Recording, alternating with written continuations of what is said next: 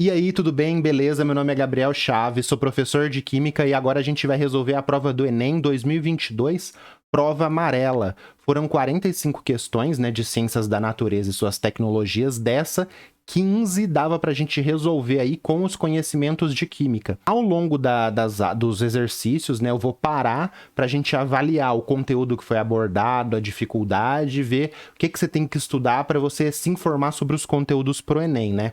Então eu vou sempre voltar aqui nessa tabela. Foram essas questões aqui de Química que apareceram.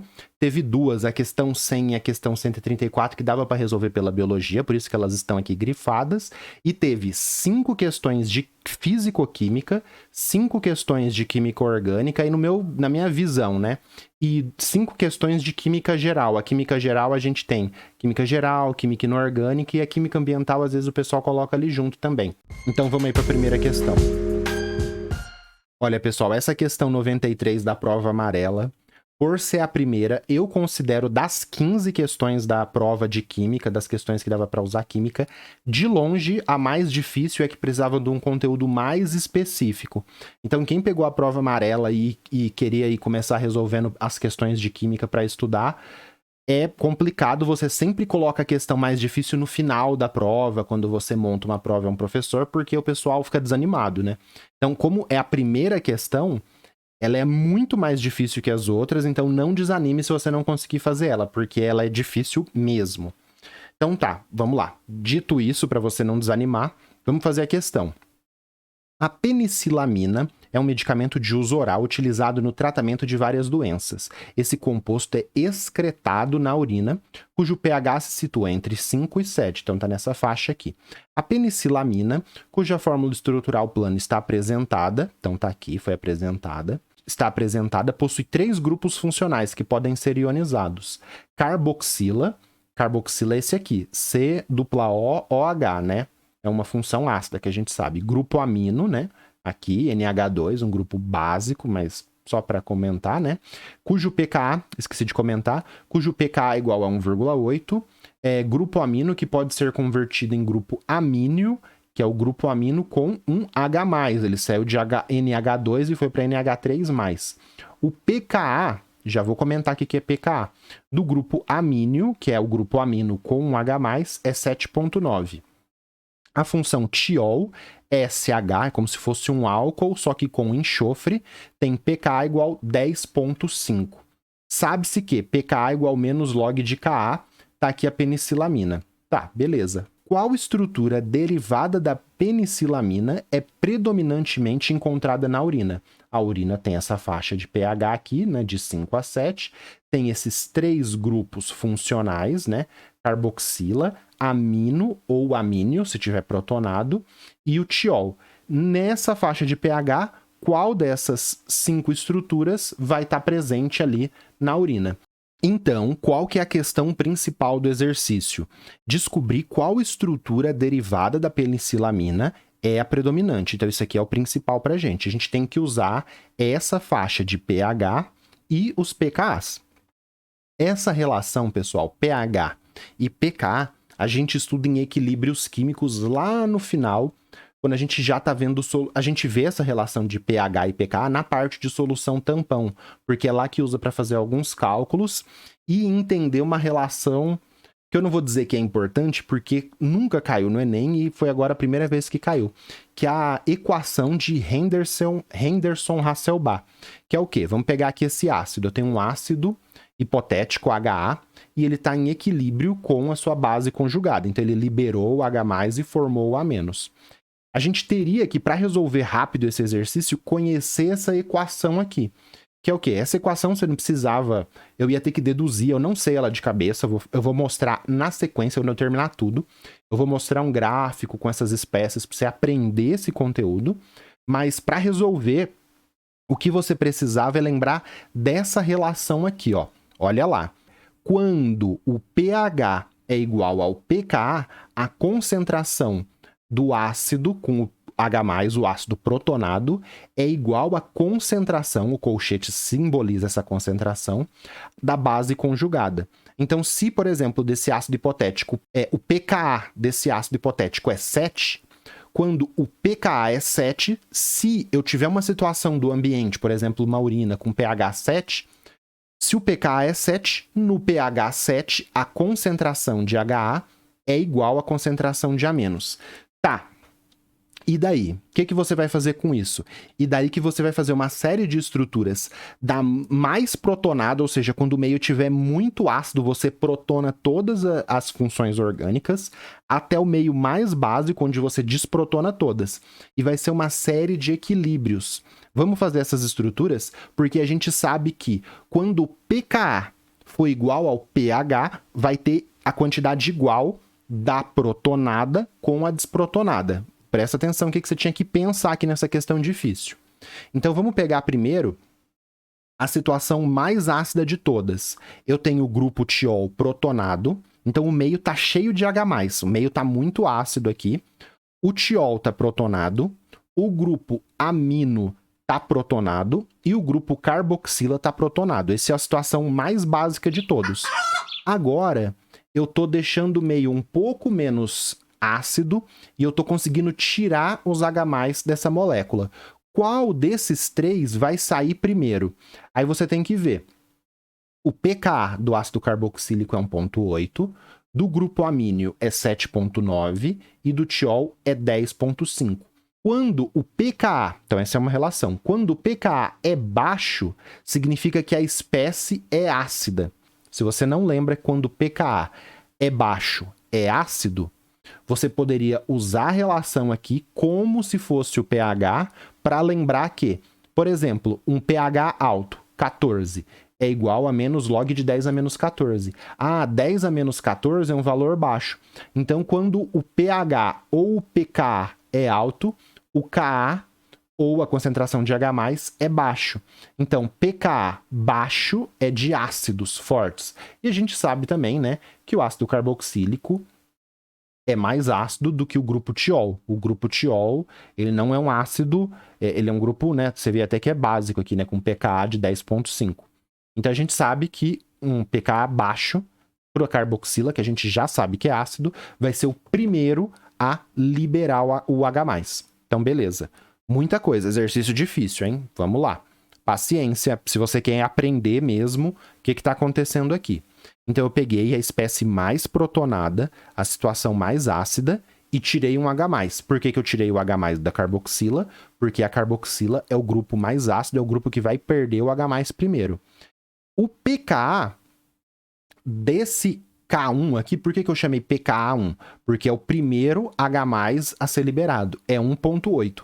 Então quando o pH do meio por 1,8, as concentrações dessas duas espécies vão ser iguais.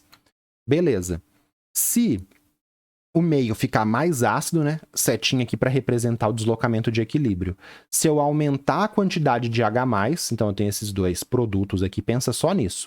Se eu aumentar a quantidade de H+, eu vou deslocar o equilíbrio para a esquerda. Então o meio muito ácido, pH 1, pH 0, vai estar nessa espécie aqui. pH 2 vai estar nessa espécie aqui. Mas quando o pH for 1,8, eu tenho a concentração dessa igual a essa. Como que eu sei disso?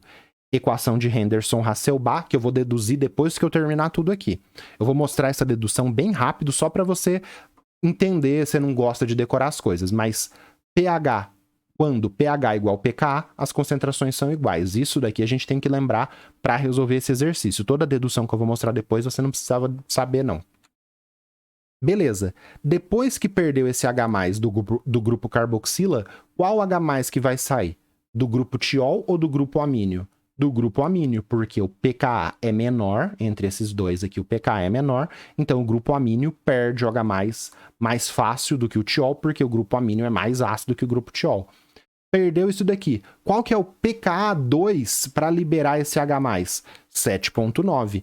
Então, se o pKa desse segundo ácido aqui, né, dessa segunda ionização é 7,9, quando o pH for 7,9, a concentração desses dois aqui, ó, vai ser igual.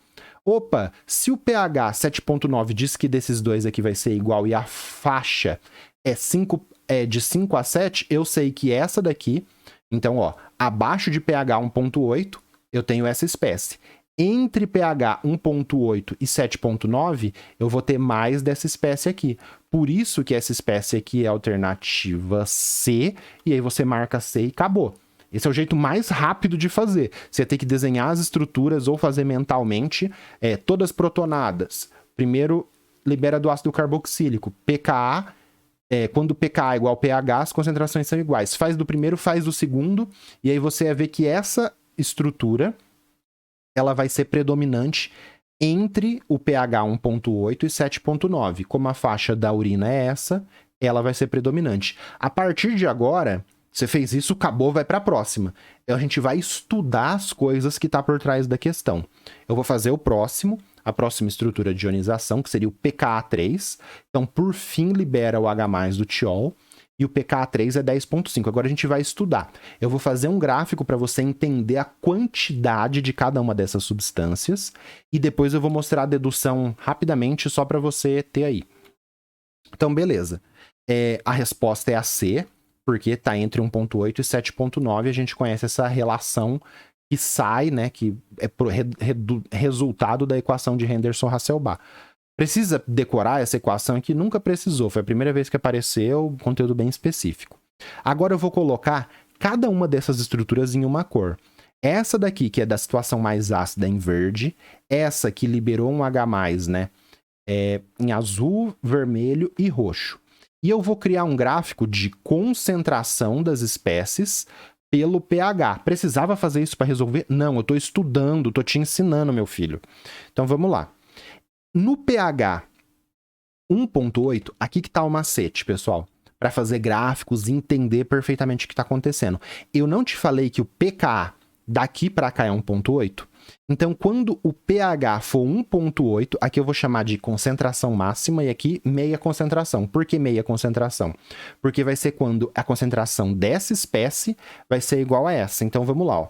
1.8, vamos colocar aqui no meu gráfico, 1.8, marquei aqui na metade, 7.9, porque vai ser a metade quando tiver esses dois, e 10.5 vai ser, se o pH do meio for 10.5, eu tenho metade da concentração, oh meu Deus, metade não, eu tenho a concentração desse igual a concentração desse outro aqui, que é quando tá tudo desprotonado. E se o pH for 14, vai ser predominante essa espécie aqui. Por quê? Porque vai tirar todos os H+, no pH 14,5 é muito básico, muito alcalino, vai remover todos os H+, e a gente vai ter essa espécie aqui como prioritária.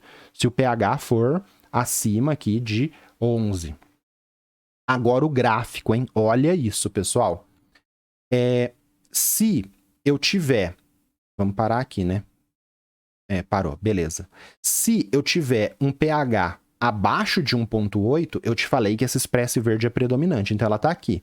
A concentração dessa espécie verde, ela vai diminuindo até chegar no mesmo valor que o da espécie azul. Por isso que a linha verde é a concentração dessa espécie que está toda cheia de H+, o máximo protonada possível, vai diminuindo até abaixar. Ah, mas como que eu sei que ela não vem e abaixa bem... Eu fiz uma inclinação aqui da minha cabeça, tá? Mas esse ponto em 1.8 com certeza tá certo.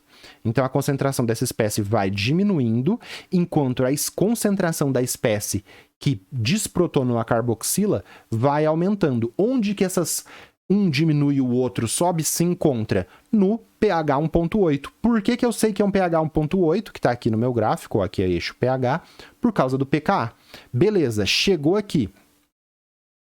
Então, por isso que é o equilíbrio. A espécie totalmente protonada coexiste com a espécie que desprotonou na carboxila. Beleza. Agora a gente continua com essa concentração. Quando chegar em 7.9, a concentração dessa espécie começa a diminuir e a que desprotonou a carboxila e o amínio começa a subir. Então, em 7.9, linha vermelha, é esse composto aqui. Começa a subir, essa aqui começa a baixar e a gente tem esse ponto. Olha esse gráfico. Então, aqui existia essas duas espécies, a verde e a azul. Aqui no pH 5 existe só a azul. Aqui no pH 7.9 coexiste a azul com a vermelha. A vermelha, depois, conforme o meio vai ficando básico, desprotona tudo e sobe para ter a concentração da roxa. Mas é um equilíbrio, tudo bem? Então, por exemplo, Aqui no pH 9 é bem provável que tenha um pouquinho da azul, tem um pouquinho da roxa e tem um pouquinho da vermelha. E quase nada da verde, porque essa linha verde vai até lá embaixo, só que ela tá com concentração quase zero. Aí a gente tem a faixa. A faixa, esse é o jeito mais cabeçudo de resolver essa questão, mas para você aprender. A faixa da urina é de 5 a 7. Quem é predominante nessa faixa de 5 a 7? O azul. Quem que é o azul? É essa situação, é essa substância aqui. Ah, mas tem um pouquinho do vermelho? Tem, por isso que ele falou predominante, porque é um equilíbrio, existe várias espécies coexistindo em equilíbrio, uma virando a outra, mas a predominante é a azul, alternativa C. Beleza? Gostou da resolução? Agora, eu vou mostrar aqui bem rápido, você pausa aí quando você quiser, tem toda a dedução, né? Você pega, como que você chega nessa relação do Anderson Hasselbalch? Você pega, faz o Ka de um ácido fraco, tira o log dos dois lados, separa, aí o log do Ka é menos pKa, e aí você inverte aqui, você tem que pH é igual pKa mais log da concentração da base conjugada dividido pela concentração do ácido protonado. E quando essas duas concentrações aqui, do A- e do ácido desprotonado e do ácido protonado forem iguais, isso tudo aqui vai dar zero, né? Porque log dessa coisa igual aqui vai dar zero. Você vai ter que pH é igual a pKa. Então, se esses dois forem iguais, isso aqui vai dar zero e pH é igual a pKa, que é o que a gente usou para fazer o gráfico, para resolver o exercício. Dava para resolver em 3 minutos? Dava, mas você tinha que ter estudado uma coisa muito específica, tá bom? Então, daqui a resolução, a dedução, se você não gosta só de lembrar que pH é igual pKa quando as concentrações são iguais ou quando os pH são iguais, as concentrações são iguais. Você pode pensar nos dois casos. Beleza? Vamos para o próximo? Beleza, nessa página aqui da prova não tem nenhuma questão de química. Nessa aqui, opa, tem uma questão de química aqui, outra questão de química aqui. Vamos para a questão 97. Então tá, essa questão foi um pouco polêmica porque o pessoal se confundiu aí na leitura rápida. Então vamos lá. A água bruta coletada de mananciais apresenta alto índice de sólidos suspensos, o que deixa com aspecto turvo, né? Para se obter uma água límpida e potável, ela deve passar por um processo de purificação numa estação de tratamento de água. Nesse processo, as principais etapas são nesta ordem. Então pegou a água bruta, né, que é uma suspensão coloidal, porque tem coisas que é suspensão e coloide, tem uma aula sobre isso, aula 9 da playlist de Química Básica. Então, você pega essa suspensão e faz coagulação, decantação, filtração, desinfecção e fluoretação. Qual é a etapa de retirada de grande parte desses sólidos? Coagulação, decantação, filtração, desinfecção ou fluoretação?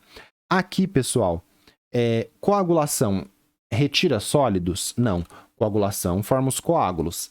Decantação retira sólidos? Sim, os sólidos vão ao fundo e a gente coleta a água por cima da onde está ocorrendo a decantação e a gente coleta uma água sem resíduos sólidos. Filtração remove resíduos sólidos? Sim, você joga a água no filtro, o sólido retém no filtro, a água passa sem isso.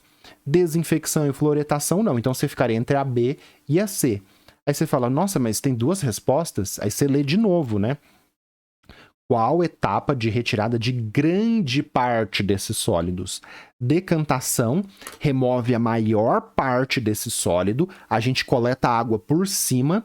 Essa água que é coletada por cima, ela ainda tem sólidos, mas muito menos do que aquela que veio, né, dos mananciais. Essa água com menos sólido, ao passar no filtro, é filtrada e também se retém sólidos, só que uma quantidade muito menor. Por isso que a alternativa B, tudo bem? Coagulação, desinfecção, fluoretação, não tem nada a ver. Aqui está o processo que eu já vou comentar. A decantação remove muito mais desses sólidos. Então tá aqui da aula que eu utilizei de tratamento de água. Eu ensino isso na parte de separação de misturas. Depois, na parte de química ambiental, eu volto para falar de mais coisas de tratamento de água. Só com esse básico de tratamento de água, que é a parte das separações, se você entendesse que a gente tem água com terra que veio, né? Água, terra, micro-organismos que vieram lá do manancial. Primeiro a gente faz a coagulação, Então tá aqui uma imagem da minha aula, forma esses coágulos aqui, tá vendo? É o processo 1. Então partículas mais fáceis de se agregar, de se aglutinar. Então a coagulação é o primeiro processo. Esses coágulos, né, vão agregar o sólido e vão formar flocos. Então, da coagulação para cá, a gente tem a floculação, né? Então, tem uma agitação lenta aqui para esses sólidos se agregar. Aqui, eu removi alguma coisa? Ainda não, porque tudo isso aqui está acontecendo dentro de um tanque. Formou os flocos, o sólido vai ao fundo. Quando isso daqui acontece, teve aluno que chegou e falou assim, ah, mas na decantação a gente não remove nenhum sólido. Claro que remove sólido, gente. O sólido tá aqui tudo no fundo, eu vou pegar esse becker e vou virar somente a parte aqui, só o líquido, no filtro. Nesse líquido ainda tem sólidos, mas a grande parte do sólido ficou no fundo. Então eu pego esse becker aqui e vou virar tudo no filtro? Não. Esse sólido que está no fundo eu vou virando, posso usar uma bagueta ou posso só coletar aqui da parte superficial, como que é na estação. Isso aqui é uma simulação do tratamento de água, tá? Por isso que está em beckers e não numa estação convencional. Então é uma simulação do tratamento de água. A gente pega esse becker, tem o sólido no fundo, vai virando para coletar só a água superficial. Ah, mas no fundo vai ficar um pouco de água. Vai, eu jogo fora junto com o barro. Por isso que eu descarto grande parte dos sólidos. Essa água que está aqui em cima, quando eu filtrar, vai ter sólido ainda para reter? Vai ter sólido, vai ter micro-organismo, vai ter diversas coisas. Aí a gente faz uma filtração com carvão ativado. Para que eu uso o carvão ativado? Para relembrar. Retirar substâncias que dão gosto, cheiro, sabor, que não interessa. E depois a gente faz a desinfecção por cloração, né, que tá aqui no meu caso, e fluoretação, beleza? Então, não confundir. Foi polêmica, o pessoal falou, ah, mas filtração remove também. Mas a grande parte fica aqui nesse becker e a gente só coleta água superficial aqui, água de cima. O sólido que decantou ao fundo é a grande parte retirada. Beleza? Vamos pro próximo? Questão 100. Essa é uma daquelas questões que dava para fazer pela biologia também, né? Mas ela é bem de química. Então vamos lá. O esquema representa o ciclo do nitrogênio. Então você olha aqui, nem fica lendo muita coisa, porque tem muita informação. Quando a gente tem esses infográficos, pessoal, você só bate o olho. Plantinha, coelhinho, planta, um monte de substância química aqui, uns cátions, uns ânions, beleza, e setas. Porque se você ficar lendo isso aqui, você vai perder tempo. Eu demoro mais para resolver, como eu fiz nas outras questões, porque eu estou te explicando, mas você só tem que bater o olho e já ir para a chave da questão. Mas como o texto é curtinho, vamos ler ele. A chuva ácida interfere no ciclo do nitrogênio, que é esse daqui, principalmente por proporcionar uma diminuição do pH. Então a chuva é ácida, diminui o pH. pH baixo está relacionado a ácidos. Diminuição do pH do solo e da atmosfera, alterando a concentração dos compostos presentes nesse ciclo. Então, que compostos eu tenho? Amônia, amônio, nitrito, nitrato. Tem mais alguma aqui? Ah, olha só, tem o N2 aqui, que está no ar, né? O ar tem 78% de gás N2. Então, em um solo de menor pH, mais ácido devido à chuva ácida, será favorecida a formação de... Então a gente tem que pensar aqui, pessoal. Eu tenho essas 5 espécies, N2, amônia, amônio, nitrito e nitrato. Qual que vai ser favorecido em meios ácidos? É igual aquilo que a gente já viu numa questão aí anterior de equilíbrios. Quanto mais ácido, eu vou protonar a substância. Então eu tenho N2, nitratos e nitritos. Já excluo. Vai ser amônia ou amônio, porque são os que têm H+, que o ácido da chuva protonou. Qual que é o que está mais protonado? Qual que recebeu mais ácido e vai ser formado? Amônio, por isso que é a alternativa C. Então esse é o jeito rapidão de fazer. Você pensa em solo ácido vai protonar, qual que é a substância que se o solo tiver ácido ele vai estar mais protonado e vai ser mais formado? Amônio, porque está até aqui, ó, é uma amônia que recebeu H+. C vai para a próxima. Agora eu vou explicar o que está acontecendo. Então, solo de menor pH, maior acidez, maior concentração de H+. O tema da questão é o ciclo biogeoquímico, ciclo do nitrogênio, e a gente tem que excluir, né, N2, nitrito e nitrato. Por quê? Porque essas substâncias nem H+, têm. Por que elas não têm H+? Porque elas não receberam esse H+ da chuva ácida. E aí você lembra do equilíbrio amônia-amônio. Então, como que a gente pode fazer isso? Eu posso pensar assim, a amônia está no solo. Como que a amônia coexiste no solo com o amônio? Essa parte aqui do ciclo do nitrogênio, quando a gente está estudando. A amônia interage com água, um H+, um hidrogênio sai da água e vai para a amônia e forma o amônio que sobra, que forma o H-. Deslocamento de equilíbrio agora, pessoal. Se o meio está ácido, vai consumir isso daqui, porque o ácido é H+. H+ vai diminuir a quantidade de OH- e vai deslocar o equilíbrio para a formação do amônio. Alternativa C. Outro jeito que você pode pensar isso daqui. Ah, não quero pensar com água, então pensa só o H+. Eu tenho a amônia no meio, reagindo com o H+, que está ali da chuva ácida, formando íons amônio. Se eu aumentar a concentração de H+, por causa do meio ácido, vai deslocar para a direita e vai formar o íon amônio. Então, se eu pensar nesse equilíbrio aqui, no segundo, aumentou a quantidade de H+, forma mais amônio, por isso que é a alternativa C. Se eu pensar no primeiro equilíbrio aqui, que é o mais correto da amônia interagindo com a água, se eu aumentar a quantidade de H+, vai diminuir a quantidade de OH- e vai jogar para lá. Porque se esse daqui diminui, o equilíbrio quer restaurar aquela quantidade de OH-.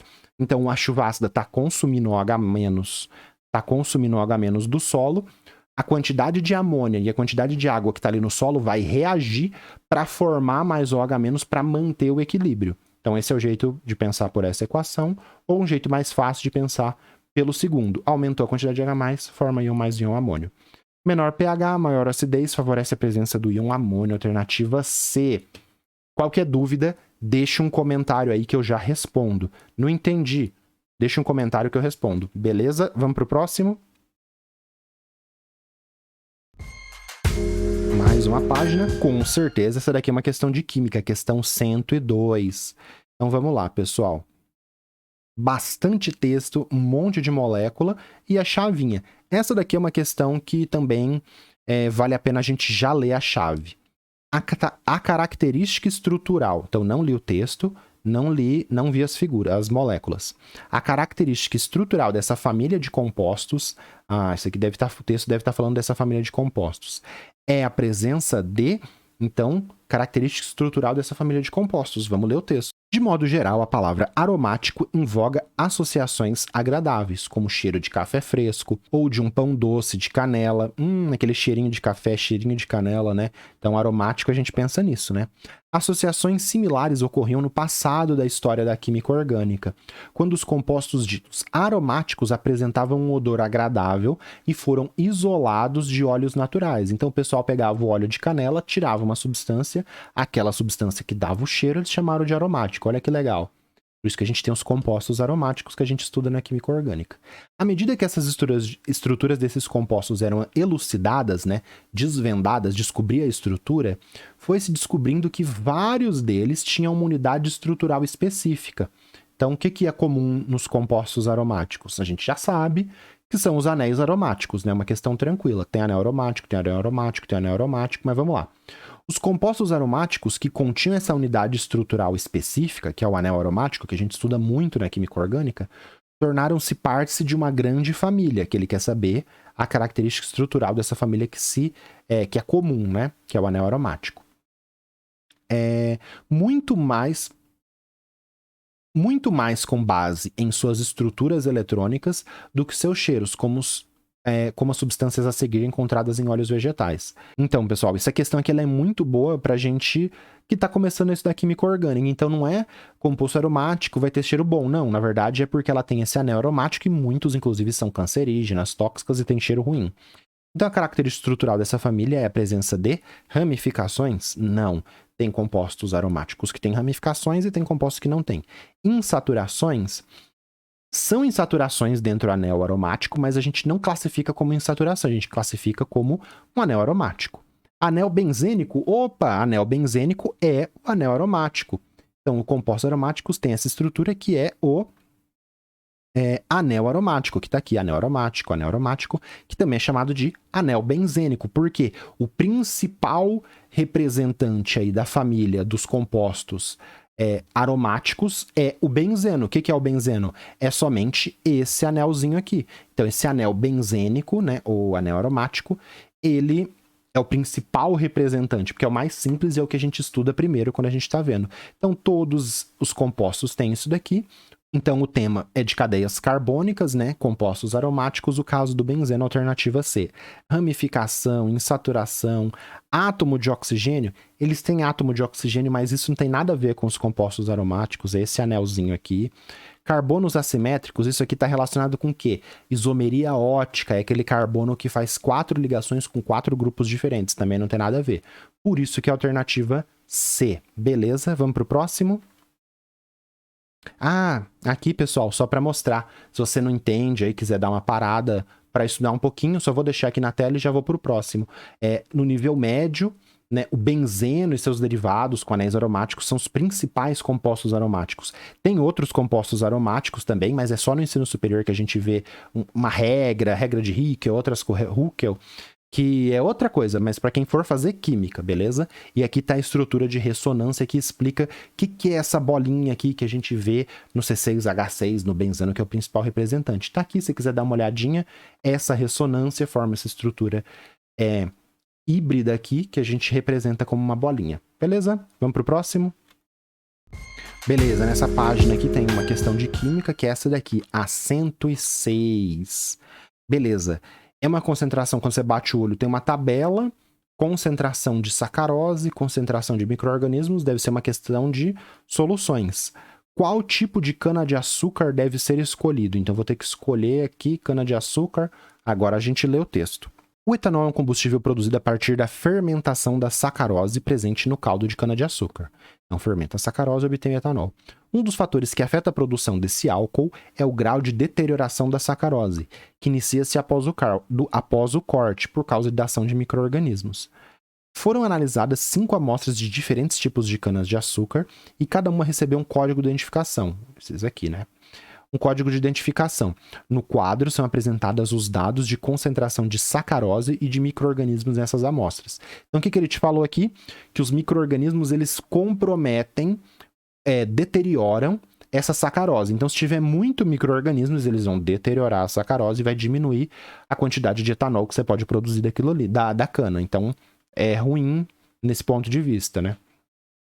Pretende-se escolher o tipo de cana-de-açúcar que conterá o maior teor de sacarose 10 horas após o corte, em que, consequentemente, produzirá maior quantidade de etanol, mais sacarose, mais etanol. Considere que existe uma redução de aproximadamente 50% na concentração de sacarose nesse tempo para cada 1 miligrama por litro de micro-organismo presente na cana-de-açúcar. Então, vamos lá. Se eu tiver 1 miligrama por litro de micro-organismos naquele caldo de sacarose, 10 horas depois, metade foi consumido, degradado, deteriorado por esses micro-organismos. Beleza? Qual tipo vai ter mais sacarose depois de 10 horas? A gente tem que comparar aqui. Então, vou ter que fazer algum tipo de conta aqui. O que é o principal pra gente? Achar o tipo de cana-de-açúcar, entendendo que esses micro-organismos deterioram a sacarose, né? E que 10 horas depois do corte, com essa concentração de micro-organismos, eu vou ter metade. Esse dado aqui é o mais fácil, que ele te explicou. Metade, 10 horas. Então, o que eu vou fazer? Eu vou fazer cálculos com soluções, só que são uns cálculos muito incomuns. A gente não ensina isso, é uma coisa assim. É um exercício de lógica que você trabalha com soluções. Então, por isso que quando a gente tem uma aula de cálculos incomuns, com meia-vida e coisas assim, que a gente não ensina isso em sala, desse jeito assim, com esse tipo de conta que você vai diminuindo de acordo com a quantidade de micro-organismos. São funções aqui, né, de primeiro grau, mas vamos lá. Vamos fazer de um jeito fácil. Vamos pegar um exemplo fácil inventado para a gente entender o que está acontecendo. Então, eu tenho essas concentrações de sacarose. Vamos inventar um exemplo fácil, 20. E vou pegar a concentração que ele falou, 1 miligrama por litro de micro-organismos. Aqui embaixo eu vou colocar quanto que vai ser a redução e aqui embaixo do 20 vai ser a concentração final depois das 10 horas. Se eu tenho a concentração de 1, ele falou que reduz 50%. Então, nesse exemplo fácil aqui, se eu tiver a concentração de 1, vai reduzir 50%. Se eu tinha 20 no início, 20 tira 50%, sobra 10. Então, nesse exemplo fácil, a minha concentração depois de 10 horas é 10. O que eu vou ter que fazer? A mesma coisa que eu fiz aqui nesse exemplo hipotético fácil em todas essas amostras. Se 1 tira 50%, 0,7 vai tirar quanto? 35%. Então, aqui você teria que fazer uma regra de 3 aqui. Se 1% tira 50%, 0,1, então 0,1 é 10% de 1. 0,1 tira quanto? 0,1 tira 5%. Então aqui, ó, 1 tira 50, 0,9 tira 45, porque eu tirei 5%. 0,1 é 5%. 0,1 de concentração é 5%. Então 1 tira 50, 0,9, que vai ser esse daqui, tira 45, 0,8 tira 40, 0,7, 35, 0,6, 30, 0,6, 30 e 0,5, que vai ser metade, vai tirar 25. Aí eu pego esse menos 35%, chato, né? Continha chata, e tiro da concentração inicial. Então, 13 menos 35%, eu vou chegar em perto de 8,45. Beleza. Vamos para o próximo. 0,8. Então, lembra que eu falei, né? 0,8 vai ser menos 40%, porque eu estou assumindo que é proporcional. Tiro 40% de 18, né? 1% é 1,8, 2%, oh meu Deus, 10% é 1,8, 20% 3,6, 3,6 é 20%, 40%, 7,2. Tiro 7,2, chego em 10,8. Opa, essa amostra aqui, RB84, já é melhor do que a RB72. Vamos fazer a conta para essa daqui agora. 0,6 é 30%. Tiro 30%. 10% é 1,6 de 16. 20%, 3,2. 30%, 4,8. 16 menos 4,8, 11,2. Já tá melhor que essa daqui. Então, por enquanto, a gente está no RB92. Vamos fazer a conta para o SP79. Menos 25% de 14, 10,5. Piorou. SP80, menos 45% de 17, piorou também. Aqui só de você ver que já está menor do que 10, que 11, chegou no primeiro número aqui, você já para. Então a gente está vendo que a melhor amostra é o RB92. É um exercício de lógica com concentrações aí. E se você cria esse exemplo fácil, você entende o que você tem que fazer. Então sempre que tiver continha, muita coisinha para fazer, cria um exemplo fácil com base no que ele deu e aí você resolve. Beleza? Alternativa C. Vamos pro próximo? Agora, pessoal, a gente fez 5 exercícios. Olha só que legal. A gente fez 2 exercícios de físico-química, um de orgânica, um de geral e um de química ambiental. O primeiro exercício foi muito difícil, pessoal. Cobrar a equação de Henderson-Hasselbalch, coloquei aqui uma questão muito difícil. Se você não acertasse, tranquilo, muita gente deve ter se embananado tentando resolver isso. Quem pegou a prova amarela e pegou ela na primeira questão, se ficou perdendo muito tempo nisso, se você não sabe a questão, vê que vai perder muito tempo porque você não sabe trabalhar com o que está discutindo na questão, vai para as próximas. Separação de misturas, tratamento de água, teve aquela polêmica da decantação ou filtração, tinha que conhecer a fundo. Ciclos biogeoquímicos, ciclo do nitrogênio, trabalhar o deslocamento de equilíbrio no ciclo amônia-amônio, vê muito comum, questão normal. Questão de cadeias carbônicas do anel benzênico, anel aromático, fácil, uma das primeiras coisas que a gente discute. Então essas duas aqui, tudo clássico. A de separação de misturas também, só tinha uma polêmica. E essa questão de soluções foi a primeira questão com o abacuzinho aqui, a primeira questão com conta. Das 15 questões inteiras, só vão ter mais 2 questões com conta e outras 2 questões aqui que eu classifiquei como difícil.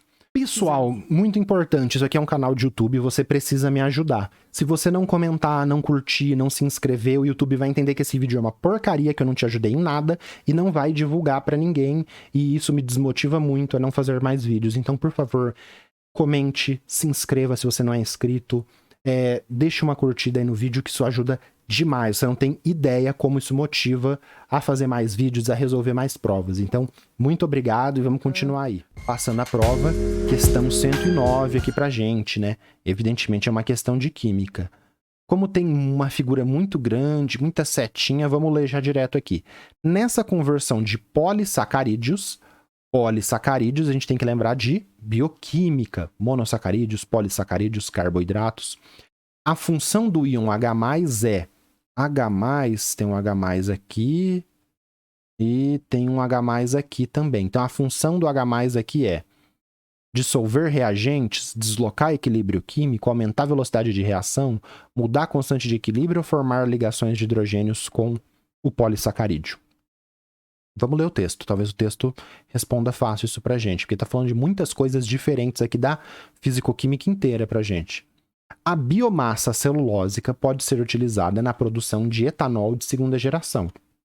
A gente vê isso em química ambiental. Etanol de primeira geração é do caldo da cana. Etanol de segunda geração é do bagaço da cana, da biomassa celulósica, segunda geração. Entretanto, é necessário que os polissacarídeos ali, né, do bagaço da cana, sejam convertidos em mono e disacarídeos, porque o polissacarídeo você não vai conseguir produzir o etanol com o polissacarídeo, só com o mono e o di. Processos que podem ser conduzidos em meio ácido. Ácido, conforme mostra o esquema. Então, vamos lá. O que a gente tem que ver aqui? Ele quer saber a conversão de polissacarídeos. Nessa conversão, a função, o papel do H+ é o quê? Então, esse daqui é um polissacarídeo. O que é essa ligaçãozinha aqui? Porque isso daqui é um polissacarídeo enorme, que isso daqui se repete. Então, pensa que aqui tem 20 desses aqui, um ligado no outro. É uma coisa enorme, é um polissacarídeo. Esse par de elétrons aqui está saindo uma seta para o H+. Então, está tendo a conversão em monossacarídeos. Está vendo aqui que ele já está menor, né? Porque você quebrou. Aqui tem um polissacarídeo enorme, mas você conseguiu quebrar ele nesse meio aqui, ó. Isso que ele está fazendo, está quebrando esse daqui em 2. E aí vai quebrando para você conseguir fazer o etanol de segunda geração. Então, beleza. Você está sendo de poli, quebrando aos poucos para produzir esses monos e disacarídeos. Ele quer saber a função do H+. O que a gente tem de assunto aqui que a gente vê isso?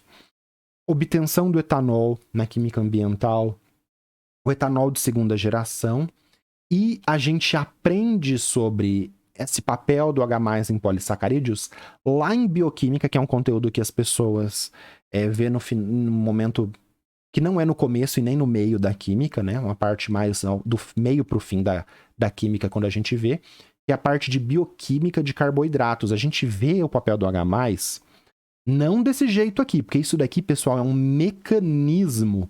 Seta saindo do par de elétrons, a gente geralmente não mostra no ensino médio. E você não saber isso, tá tudo bem. É porque o Enem, ele mostra coisas que você não tem uma função de saber mesmo, e tem que relacionar isso que é coisa de ensino superior, que ninguém que tá fazendo a prova sabe, com o que você viu em sala de aula, o que você estudou de nível médio.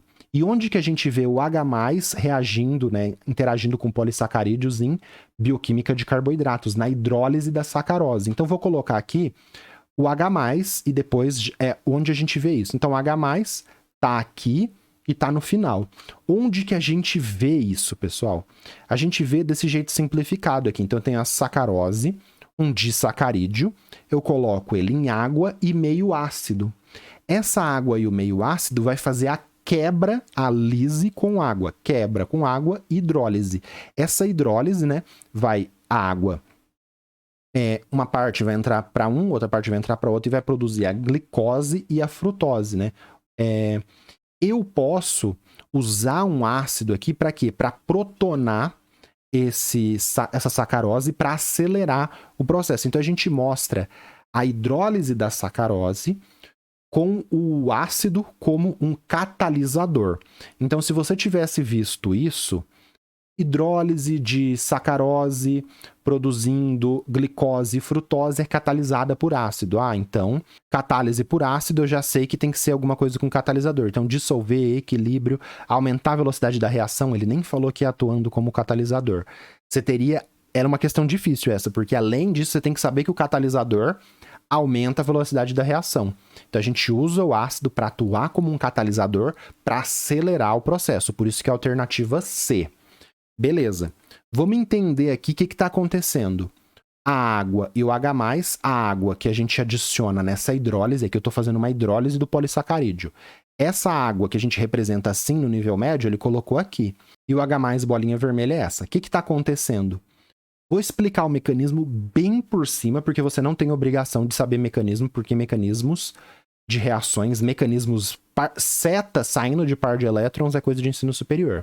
Mas aqui, esse oxigênio que está entre esses dois ciclos aqui, ele vai atacar o H+, que a gente está usando como catalisador, e vai ficar protonado.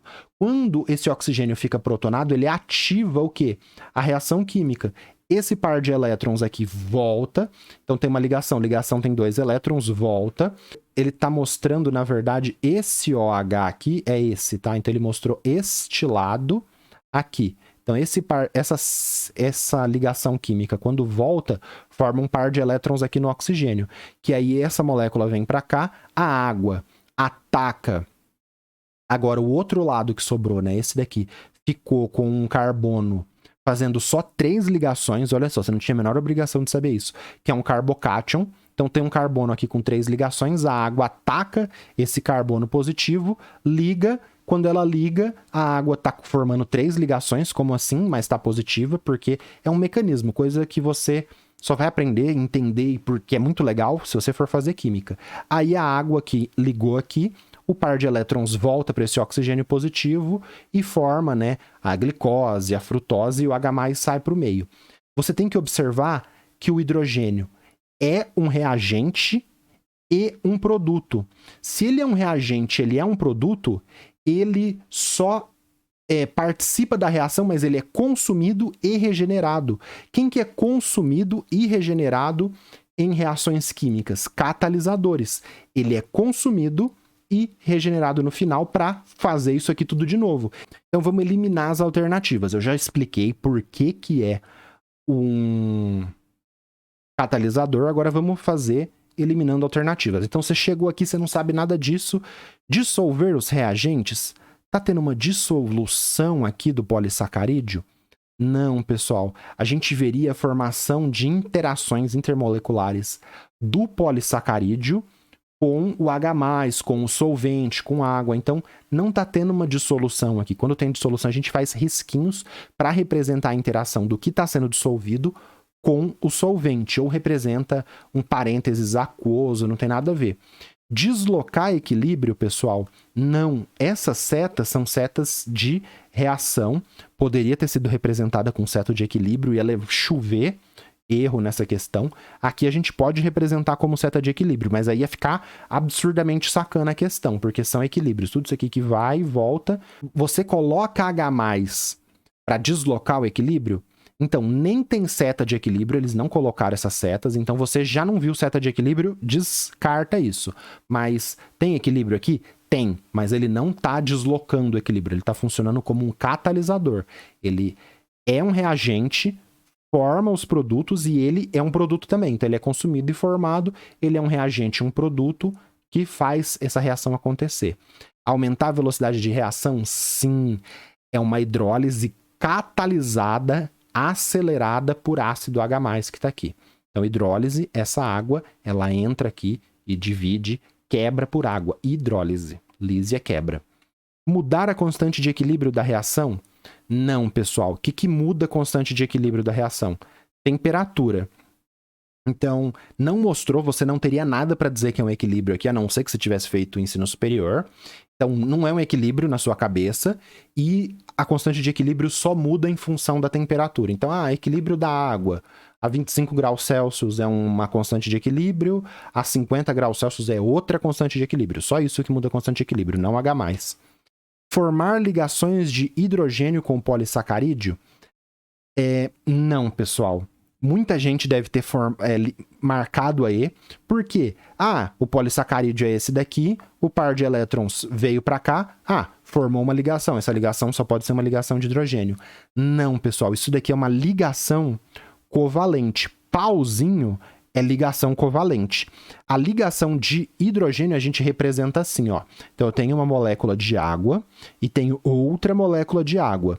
Esse hidrogênio vai fazer uma ligação de hidrogênio com esse oxigênio. Aí eu venho aqui, ó, e faço esses pauzinhos assim, para representar que está ocorrendo uma interação intermolecular de ligação de hidrogênio entre uma molécula e outra. Eu represento como? Assim.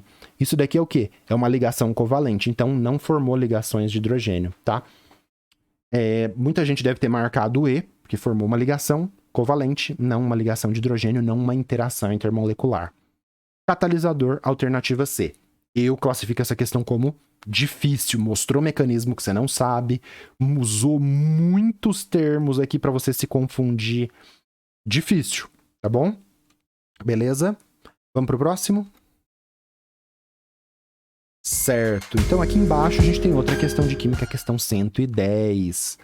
Essa questão, pessoal, é uma questão com contas, é uma questão de titulação, já vou avisar. E tenha paciência comigo, porque eu resolvo por análise dimensional.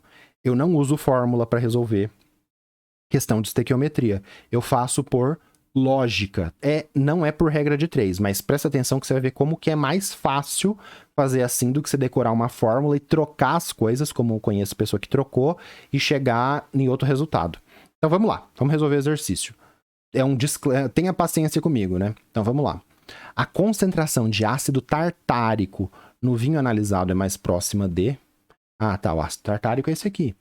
O ácido tartárico é o principal ácido do vinho. Então, o vinho é ácido, tem gente que tem problema com vinho, inclusive por causa dessa acidez.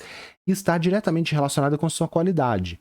Na avaliação de um vinho branco em produção, um analista neutralizou uma alíquota de 25 ml de vinho, então ele pegou um beckerzinho, colocou 25 ml de vinho e foi adicionando base. Qual base? Hidróxido de sódio, NaOH, 0,1 mol por litro, consumindo um volume de 8 ml. Então, para neutralizar o ácido de 25 ml de vinho, usou-se 8 ml de hidróxido de sódio.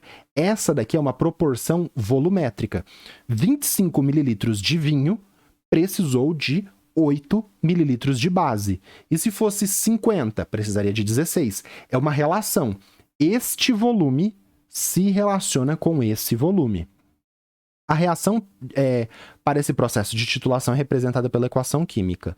Então, ácido tartárico, ácido carboxílico, OH, outro ácido carboxílico, reage com 2 hidróxido de sódio e forma o ácido tartárico, forma o tartarato, né? Porque aqui formou um O- que está do lado de um Na+. Aqui tem uma ligação iônica e forma 2 águas. Então, é proporção estequiométrica de 1 para 2. Deu a massa molar, escondidinha aqui, 150 gramas por litro. Como que a gente faz isso? Então, a gente quer achar a concentração do ácido tartárico em grama por litro. É uma questão de titulação ácido-base. Como que a gente resolve titulação ácido-base do jeito que o pessoal faz normalmente? Pega uma formulinha, aplica na formulinha, erra tudo na formulinha que você decorou, troca o número, porque você tem que multiplicar um negócio trocado lá e você chega no valor errado. Como que você faz por análise dimensional? Você quer chegar em grama de ácido tartárico dividido por litro de quê? De hidróxido de sódio? Não. É grama de ácido... Na análise dimensional, você entende o que você está fazendo.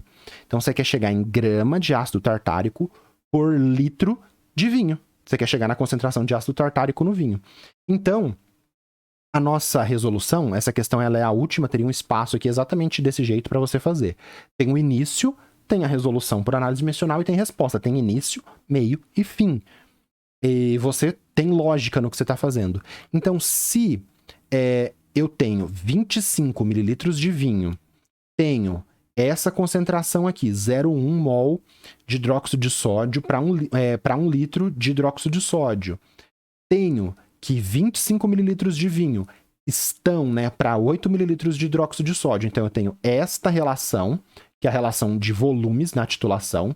Tenho essa relação, que é a concentração da base utilizada, e tenho a massa molar, né, que é 150 gramas de ácido tartárico para 1 mol de ácido tartárico. E eu tenho a proporção de 1 mol de ácido tartárico para 2 mols de hidróxido de sódio, que é a proporção estequiométrica. Então eu tenho 4 relações aqui. Tenho a relação volumétrica, tenho a relação dentro da concentração da base que eu utilizei, que é essa daqui. Tenho a relação da proporção estequiométrica e tenho a massa molar. Na análise dimensional, eu posso sair cortando unidade para eu chegar numa resposta, mas de uma maneira lógica. Então, com qual relação dessas 4 eu vou começar a minha análise dimensional? Eu vou começar com essa proporção de volume. Só que eu vou colocar o mililitro de vinho embaixo ou em cima? Como eu quero grama por litro, eu quero o litro de vinho embaixo. Então, eu vou começar com aquela relação com o litro de vinho embaixo. Por quê? Eu quero grama de ácido tartárico por litro de vinho. Eu já tenho litro de vinho embaixo. O litro de vinho está aqui. Eu só tenho que sair convertendo as unidades para eu sair de mililitro de hidróxido de sódio e chegar em grama de ácido tartárico. Aqui, eu tenho litro de vinho embaixo? Não, eu tenho mililitro. Mas, se eu cortar esse mili com esse, eu tenho 8 litros de hidróxido de sódio para 25 litros de vinho. Cortei o mili, que é 10 a menos 3. Comecei aqui. Eu quero litro de hidróxido de sódio? Não, então eu vou usar alguma coisa aqui embaixo que tem litro de hidróxido de sódio. Do meu enunciado, eu cheguei nas 4 relações. Qual que tem litro de hidróxido de sódio? Essa. Então eu vou pôr aqui mol de ácido tartárico por mol. Não, eu vou pôr essa relação, que é a concentração da base. 0,1 mol de base para 1 litro de base. Eu vou pôr 1 litro de base em cima? Não. Eu vou pôr 1 litro de base embaixo. Para quê? Para cortar o litro de hidróxido de sódio com litro de hidróxido de sódio. Isso daqui seria equivalente a fazer uma regra de 3. Só que a gente teria que fazer 3, 4, 5 regras de 3 nesse exercício. Fazendo desse jeito, você visualiza o início e o fim. Se você só fizesse essa conta, você ia ter que quantos mols de hidróxido de sódio é necessário para quantos litros de vinho. Quero mol de base? Não. Qual relação que eu tenho aqui com mol de base? A segunda. Vou pôr o mol de base embaixo para eu cortar o mol de base com o mol de base. O que é isso daqui? Proporção volumétrica da titulação. O que é isso daqui? É a concentração da base. O que é isso daqui? É a proporção estequiométrica. Um ácido tartárico para 2 bases. Se eu fizesse essa conta, eu ia ter quantos mols de ácido tartárico, porque cortou todas as unidades. Que unidade que sobrou aqui? Mol de ácido tartárico por litro de vinho. Eu quero mol por litro? Não, eu quero grama por litro. Então eu uso agora a massa molar para cortar o mol de ácido tartárico e, enfim, olha isso, ter grama de ácido tartárico em cima. Então, se eu fizer toda essa conta, eu vou ter grama de ácido tartárico por litro de vinho, exatamente como ele me pediu. 8 vezes 0,1 vezes 150 dividido por 25. Aqui tá os fatores que eu utilizei, né? Se você quiser voltar. Então, 8 vezes 0,1... 0,1 vezes 150 dá 15, 2 vezes 25 dá 50, então você faz essa continha aqui. 8 vezes 15 dividido por 50, 2,4. Quais unidades não cortaram? Grama de ácido tartárico por litro de vinho. Alternativa B, acabou. Correu para a próxima, vai para o abraço. Vamos supor que você está no colégio, eu sou seu professor, você aprendeu, fiz milhares de exercícios com você. Eu iria pedir, você está numa segunda fase, você quer mostrar o que você está fazendo, eu iria pedir para você explicar o que é um desses fatores. Então vamos lá. Esse daqui é a relação de volume da base hidróxido de sódio por volume de vinho. Esse fator aqui é a concentração de base. Essa daqui é a proporção estequiométrica de base de ácido para base, e isso daqui é a massa molar do ácido, e aqui está a concentração de ácido. Precisava fazer tudo isso? Não, é para você que está vendo o exercício entender. Beleza? Tente, se esforce, eu vou ter uma playlist aí no meu canal de toda a estequiometria, rendimento, pureza, reagente limitante, tudo por análise dimensional para você aprender a fazer desse jeito que é muito mais prático, muito mais rápido e muito mais intuitivo. Aqui, se você fosse fazer por regra de 3, você teria que fazer 1, 2, 3 regras de 3, assumindo que você fez essa simplificação aqui. Senão teria que ser 4 e 5 também. Teria uma regra de 3 para cada mzinho. Então, em vez de fazer 5 regras de 3, a gente fez tudo em uma linha. Legal, né? Vamos pro próximo? Agora aqui é uma questão de química aqui embaixo, questão 112.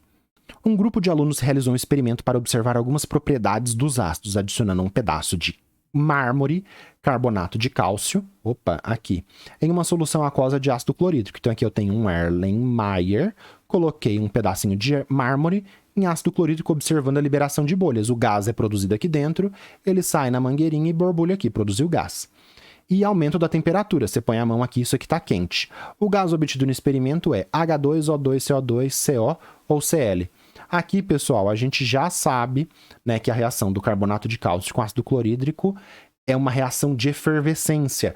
Casca do ovo, mármore, toda concha, todas essas coisas com carbonato na presença de ácido produz CO2. Eu já vou mostrar a reação, mas essa daqui, para quem já viu a reação, essa reação de efervescência, casca do ovo, mármore, concha, ao reagir com ácido vai produzir CO2. Vai para a próxima. Agora vamos entender. Vou colocar aqui, ó, bicarbonato, um pedacinho aqui de uma rocha, acho que é dolomita, e uma concha. Quando você coloca um pouquinho de ácido clorídrico nela, eu vou criar um shorts disso, assista os meus shorts no meu canal, que tem vários muito legais desse jeito aqui. Você vê, ó, a espuma formando. Essa espuma aqui, essa liberação de bolhas, é porque eu não tô fazendo embaixo d'água, né? Mas essa espuma no bicarbonato, na concha, na casca do ovo, é um pouquinho mais difícil de ver, né? Vai formar bolinhas. Na dolomita, no mármore, é a reação que ele tá fazendo aqui. Então, é uma reação muito clássica de efervescência. Você escuta um tsh, tudo bem? Beleza, vamos ver a reação aqui então. Você tem que saber que o carbonato, aqui, o jeito mais rápido de ver, o carbonato na presença do H+, vai formar o ácido carbônico. Então, o H+ veio da onde? O H+ veio do ácido. O carbonato veio da onde? Carbonato CO3 2- veio do mármore, da concha, da casca do ovo. Vão reagir e formar esse ácido instável, que ele não existe de verdade, e depois já vai se decompor em água e CO2. Então a gente... Sinistro. Barulhos de balanço aqui. Então a gente vai ter que esse ácido, ao se formar, ele já se decompõe em água e CO2, gás carbônico, alternativa C. Ah, Gabriel, não entendi assim. Você não reagiu o carbonato de cálcio com ácido clorídrico? Vamos lá. Então, carbonato de cálcio tem o cálcio e tem o carbonato, composto iônico. Você reagiu com ácido clorídrico, que vai ionizar em água e liberar H+ e Cl-. Aqui você tem uma reação de dupla troca. Então aqui a gente vai ter o cloro com o cálcio. O cálcio é mais 2, o cloro é menos 1. Eu vou precisar de 2 cloros. CaCl2. Cloreto de cálcio, mais vai formar o quê? H2, né? Precisa de 2H+ para 1 carbonato. Vai formar o H2CO3, que vira água e CO2. Balanceamento da reação. Faltou um 2 aqui, né? Tem um cálcio, tem um C e 3 Os. Tem um C e 3 Os, tem o 2H, só tem um H. Opa, pus um 2 aqui, 2Hs já foi, 2Cls, 2Cls, está balanceado. Precisava fazer a equação? Não. Por que essa reação ocorre? Essa reação ocorre porque forma um composto instável que se degrada em CO2 e água. Então tem as regras de dupla troca. Quando que vai ter uma dupla troca? Quando formar um composto instável, quando formar um ácido fraco, quando forma um precipitado, lá na química inorgânica, tudo bem? Nas reações inorgânicas a gente vê as regrinhas. Essa daqui é um critério, né? Formou esse composto que se degrada em CO2 em água, é muito estável fazer isso, a reação vai ocorrer. Como a gente viu aqui no tabletzinho. Vamos para o próximo. Então aqui, mais uma página pra gente, questão 116.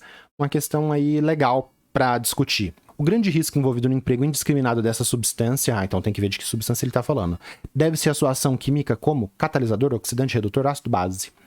Tá bom. Durante o ano de 2020, impulsionado pela necessidade de respostas rápidas e eficientes para desinfeccionar ambientes de possíveis contaminações com o SARS-CoV-2, causador da Covid-19, diversas alternativas foram buscadas para os procedimentos de descontaminação de materiais e ambientes. Então, descontaminar. Entre elas, o uso do ozônio em meio aquoso como agente sanitizante para pulverização em humanos e equipamentos de proteção em câmaras ou túneis, higienização de automóveis e de ambientes fechados, e descontaminação de trajes. No entanto, pouca atenção foi dada à toxicidade do ozônio, à formação de subprodutos, ao nível de concentração segura e às precauções necessárias. Aplicações e indicações do ozônio na indústria, ambiente e saúde. Química Nova 2021. Então aqui, pessoal, o pessoal saiu usando ozônio em tudo, de forma indiscriminada. E o ozônio, ele causa ferida, machuca, é tóxico. E o pessoal fez até tratamento com ozônio em partes íntimas. Sim, e muitos apoiadores do antigo presidente, que já foi pro saco, apoiavam essas práticas de usar ozônio em partes íntimas aí, para você ficar imune, ficar protegido. Porque o melhor jeito era você se expor. Ridículos, né?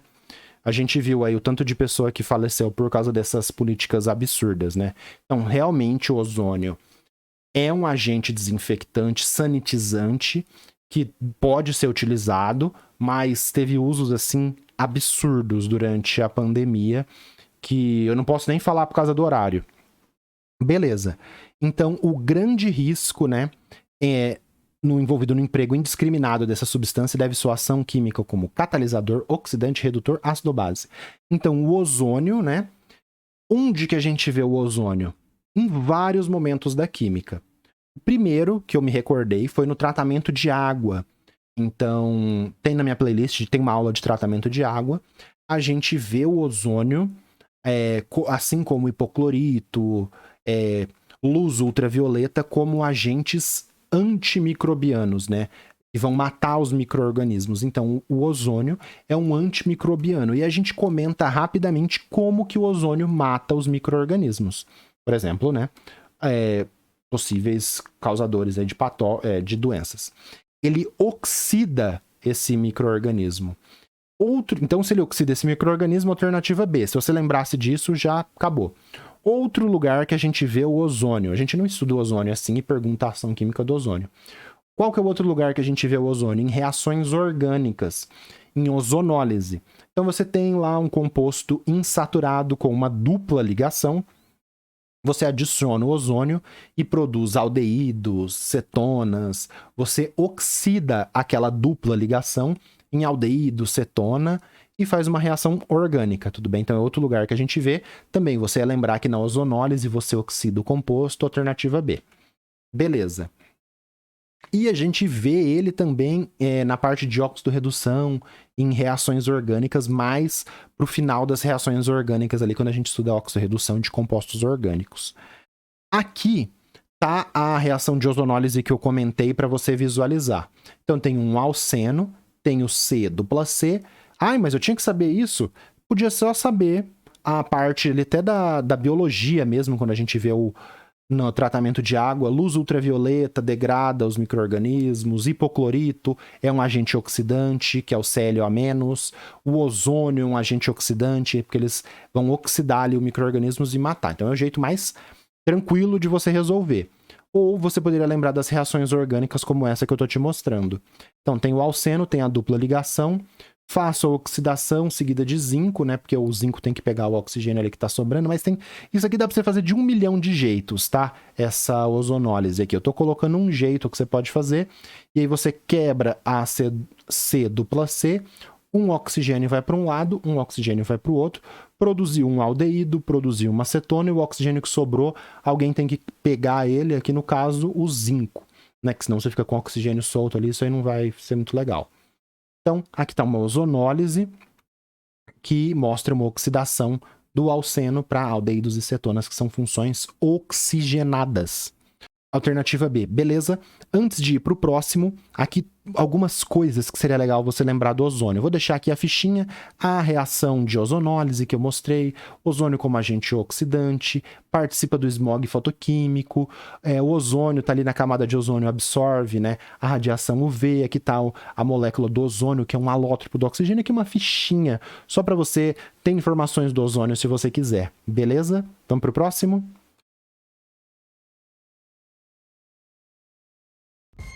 Vamos lá, trocou de página, uma questão de física, nada a ver com a gente. Aqui, opa, questão 120, questão de química, hein? Então tá lá, peneiração, centrifugação, extração, opa, questão de separação de misturas, hein? Então vamos ler. Considerando a diferença de massa relacionada entre os dois isótopos, que tipo de procedimento alternativo ao da efusão pode ser empregado para tal finalidade? Peneiração, centrifugação, extração por solvente, ou falou de massa, mas vamos ler o texto, vamos lá. O urânio é empregado como fonte de energia em reatores nucleares. Muitos países, né? Angra, Brasil utiliza em Angra, usinas nucleares com urânio. Para tanto, o seu mineral deve ser refinado, mineral que tem urânio, convertido a hexafluoreto de urânio e posteriormente enriquecido para aumentar de 0,7% a 3% a abundância de um isótopo específico. Então ele tem isótopos, lembra que são isótopos, né? Compostos que tem o mesmo número de prótons, são os isótopos do urânio, né? O urânio 235. Então eles querem aumentar a quantidade desse isótopo do urânio ali para preparar o combustível. Não pode ser só do jeito que você tira da natureza. Uma das formas de enriquecimento utiliza a pequena diferença de massa entre os hexafluoretos de urânio 235 e urânio 238. Então são esses dois isótopos e eles enriquecem baseados na diferença de massa, para separá-los por efusão. Então eles separam por efusão por essa diferença de massa, procedida pela vaporização. Esses vapores devem efundir repetidamente milhares de vezes através de barreiras porosas formadas por telas, com grande número de pequenos orifícios. No entanto, devido à complexidade e à grande quantidade de energia envolvida, cientistas e engenheiros continuam a pesquisar procedimentos alternativos de enriquecimento. Então, eles baseiam-se nessa diferença de massa para vaporizar e separar esse vapor por efusão, passando em pequenos orifícios. Tá. Considerando a diferença de massa mencionada, então o que a gente tem que saber? Considerando a diferença de massa mencionada entre os dois isótopos, que tipo de procedimento alternativo ao da efusão pode ser empregado para tal finalidade? Peneiração, centrifugação, extração, destilação ou separação magnética? Você tem que saber a propriedade que se baseia este método. Em peneiração, se baseia na diferença de massa. A diferença de massa é a propriedade aqui para a gente separar. Então, o jeito mais rápido de você fazer é você lembrar das aulas de geografia, né? De geografia, do Irã, que tem as centrífugas avançadas, né? Então, olha essa matéria aqui da Reuters, né? Irã monta 3.000 centrífugas avançadas para enriquecer urânio. Ah, o Irã tem aquelas ultracentrífugas que separam urânio. Opa, ultracentrífuga alternativa B, acabou, fui pro abraço. Esse é o jeito mais rápido, você lembrar de TV, de matéria de geografia, né? Que o Irã tem as suas centrífugas para enriquecer urânio.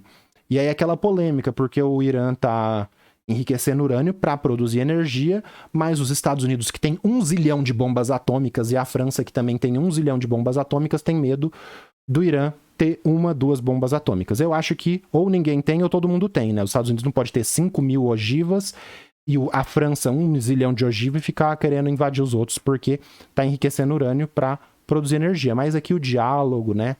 Tomara que eles nunca entrem em conflito por causa disso. Por que é centrifugação, pessoal? Então, divaguei aqui. Por que é centrifugação? A centrifugação é uma diferença baseada na densidade. E a densidade é baseada no quê? Numa diferença de massa distribuído no volume. Então, peneiração não pode ser, mas ele falou dos poros. Isso na efusão, não no procedimento alternativo. Esses poros aqui, né, não tem nada a ver. A peneiração é baseada no tamanho? mas você não tem como peneirar coisas de massas diferentes. Eles têm volumes. Você não vai peneirar átomos, tudo bem? Você vai ter que fazer uma centrífuga ali para que os átomos de maior massa sofram maior força G do que os átomos de menor massa. A gente vai ver uma representação aqui de uma centrifugação mais visual. Por que não pode ser extração por solvente? A extração é por afinidade. Essa afinidade é que a gente está relacionada com extração. Então, extração é quanto que aquela substância prefere sair do meio que ela está e ir para o outro meio. E é por afinidade, por interações intermoleculares, não por massa. Por massa, a gente pode lembrar de densidade e ser centrifugação. Então, não é por extração, porque extração é uma separação por afinidade. Uma substância é mais afim da água, vai para a água. Outra substância é menos afim da água, continua ali no óleo e não vai para a água e você separa por afinidade. Destilação fracionada pela temperatura de ebulição. Então, eu tenho sal que ebule numa temperatura muito alta, água que ebule a 100 graus, eu consigo separar por destilação. Destilação fracionada é quando os pontos de ebulição são próximos e é por temperatura de ebulição, não por massa. Separação magnética, menos ainda, por propriedade magnética. Então, a única separação de misturas que se baseia na massa, que se baseia na densidade, que é a distribuição dessa massa no volume, é a centrifugação. Agora, o exemplo que eu falei, que é o mais visual. Onde que a gente usa centrífugas? No sangue. Você coletou seu sangue para fazer uma análise num laboratório biológico, eles vão transferir esse seu sangue, né, que estava ali, para um tubo de ensaio com rosca, e vão pegar esse tubo de ensaio com rosca, que está fechado, tá? E vão pôr na centrífuga. Vai começar a girar, girar, girar, girar. E o que vai acontecer? Os compostos mais densos vão para o fundo. Hemácias, né? Elas têm maior massa distribuída no volume. Então, os compostos mais densos vão para o fundo. Hemácias está aqui. A parte menos densa fica em cima, plasma, e no meio fica os leucócitos. Então, eles vão centrifugar, vão rotacionar esse tubo de ensaio para separar por densidade, que é a força G, né? Aumentada ali na nossa gravidade, né? Tem G. Na centrífuga tem 10G, 100G, a centrífuga ela aumenta muito essa força e acelera a sedimentação, colocando os compostos mais densos embaixo e menos densos em cima, que é bem visual. Você pode fazer uma coisa parecida com o urânio. Coloca na centrífuga e separa o mais denso, que é o que tem maior massa, do menos denso, que é o que tem menor massa. Beleza? Alternativa C. Entendeu? Qualquer dúvida, deixa um comentário aí que eu respondo, beleza? Vamos pro próximo? Dos polissacarídeos difícil, considerei difícil. Uma questão de físico-química com contas, eu acho que é a questão com contas ali que mais o pessoal dava pra se embananar, é a segunda questão, só tem mais uma lá no final da prova. Uma questão de reações inorgânicas clássica, clássica, clássica, tranquilo se você já viu, carbonatos em ácido. O papel do ozônio nas coisas, agente oxidante. E por último agora a 10ª questão que a gente fez, a questão 120 da prova amarela, o enriquecimento do urânio, lembrar das centrífugas do Irã, tudo bem? Que é um jeito aí de você... Pessoal, tem uma playlist aí de química básica que eu discuto várias coisas e se você quiser aprender sobre tratamento de água, separação de misturas, quiser ver outras formas de centrifugação conforme a gente discutiu, dá uma olhada nessa playlist que eu deixei aí na descrição, que pode te ajudar muito. Vamos voltar para a prova? Vamos lá? Trocando de página. Continuando, questão 122 agora. Olha lá, uma imagem cheio de coisa, computador, um tanquezinho, galãozinho derramando, mancha, um monte de molécula. Não se prenda nisso daqui. Esse procedimento de remediação, a gente vê remediação, biorremediação em química ambiental. Esse procedimento de remediação de águas subterrâneas, então aqui é água subterrânea, baseia-se em reações de oxidação, substituição, precipitação, desidratação e neutralização. Vamos ler com calma, porque tem um monte de desenho aqui, um monte de coisa. Então vamos lá. A figura ilustra esquematicamente um processo de remediação de solos contaminados com tricloroeteno, TCE. Um agente desengraxante, então ele tira a graxa, que graxinha. Em razão de vazamentos de tanques de estocagem ou de manejo inapropriado de resíduos industriais, ele se encontra presente em águas subterrâneas. Ou seja, esse desengraxante foi parar em águas subterrâneas. Trash, ruim, que horrível isso. Perigo para toda a natureza, né? Nas quais forma uma fase líquida densa não aquosa, DNAPL. Então ele vazou aqui o desengraxante, meu Deus, um desengraxante vazando no solo. E formou essa fase líquida densa não aquosa, que se deposita no fundo do aquífero, meu Deus. Então você tá cavando um poço para beber água, aquela água tá contaminada com desengraxante. Que horror. Essa tecnologia de descontaminação emprega o íon persulfato. Aê, viva a química que vai descontaminar esse aquífero. Emprega o íon persulfato, que é convertido no radical SO4-. Essa bolinha é um elétron que tá sozinho, por isso que ele é um radical. Então tá aqui. Esse íon persulfato, descontaminação emprega esse persulfato virando esse radical. Por minerais que contêm ferro 3. Cadê o ferro 3 aqui? Solo, ferro 3. Ah, tá aqui. Ferro 3 em cima da seta faz essa conversão. Tá. Por minerais que contêm... O esquema representa de forma simplificada o mecanismo de ação química sobre a graxa e a formação dos produtos de degradação. Então eles enfiam esse cara aqui vai salvar o dia. Algum irresponsável derrubou isso, vazou, pode ter acontecido um acidente, pode não ter sido culpa de ninguém, né? Mas pode ter sido mau manejo, igual falou no texto. Aí vem esse herói, enfia esse ferro aqui e começa a soltar o íon persulfato. O íon persulfato vira esse radical, e esse radical, aqui tá a água subterrânea, esse radical entra em várias coisas aqui, em várias reações, e o TCE, que é esse cara aqui, se solubilizando em água, o íon, esse é um íon, o radical vai reagir e vai convertendo esse cara até formar água, CO2 e cloreto, que é muito menos tóxico, né? Cloreto, água subterrânea ali do poço vai ter só um pouco de carbonato e cloro, e esse íon persulfato, que deve não ter problema, né? Por isso que estão usando, mas não vai ter mais a graxa. Remediação química, muito importante aí para evitar as soluções, né, para esses problemas, né? Então, beleza. Reações de oxidação, substituição, desidratação. Então aqui, pessoal, em reações orgânicas, a gente tem... Vai ser uma playlist que algum dia irei criar no meu canal, mas se você já estudou, a gente tem que aprender a classificar as reações orgânicas e identificar o que está acontecendo ali. Se é uma desidratação, se é uma precipitação, se é uma substituição, se é uma reação orgânica redox, né, de óxido-redução, se é uma neutralização. Então a gente tem que saber identificar o que está acontecendo ali. Quando você bate o olho aqui, algumas pessoas podem ter falado assim: ah, é uma desidratação, porque está produzindo água no final. Desidratou, liberou água. Mas não é porque a reação libera água no final que ela é desidratação, pessoal. A desidratação, a água sai da molécula. Então você tem um álcool formando uma dupla ligação, aquele álcool saindo ali, aí você tem a desidratação intramolecular, intermolecular, não assim. Um ácido carboxílico formando CO2 e água não é desidratação. Desidratação é outro jeito, não é assim. Neutralização, então a gente exclui esse daqui. Neutralização teria que ter um mais fácil, né, de imaginar. H+ reagindo com OH- formando água. Ah, formou água. Aqui tem um H+ desse ácido carboxílico, mas não é uma reação ácido-base, né? Aqui, por exemplo, daqui para cá, não é uma reação com H+ e OH-, então a gente exclui. Precipitação. Não tá tendo... Se tivesse algum sólido importante, ia ter um parênteses S, ia ter o sólido mostrado aqui. Substituição.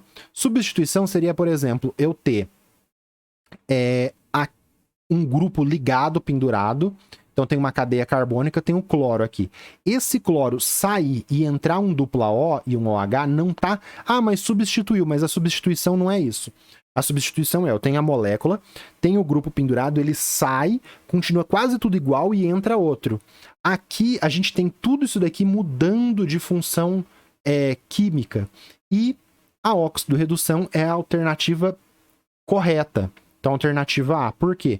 Você tem ácido carboxílico virando aqui CO2, né? Então você tem ácido carboxílico virando CO2, você tem as oxidações no carbono. Aqui, esse carbono, ele tá com 3 oxigênios e um carbono.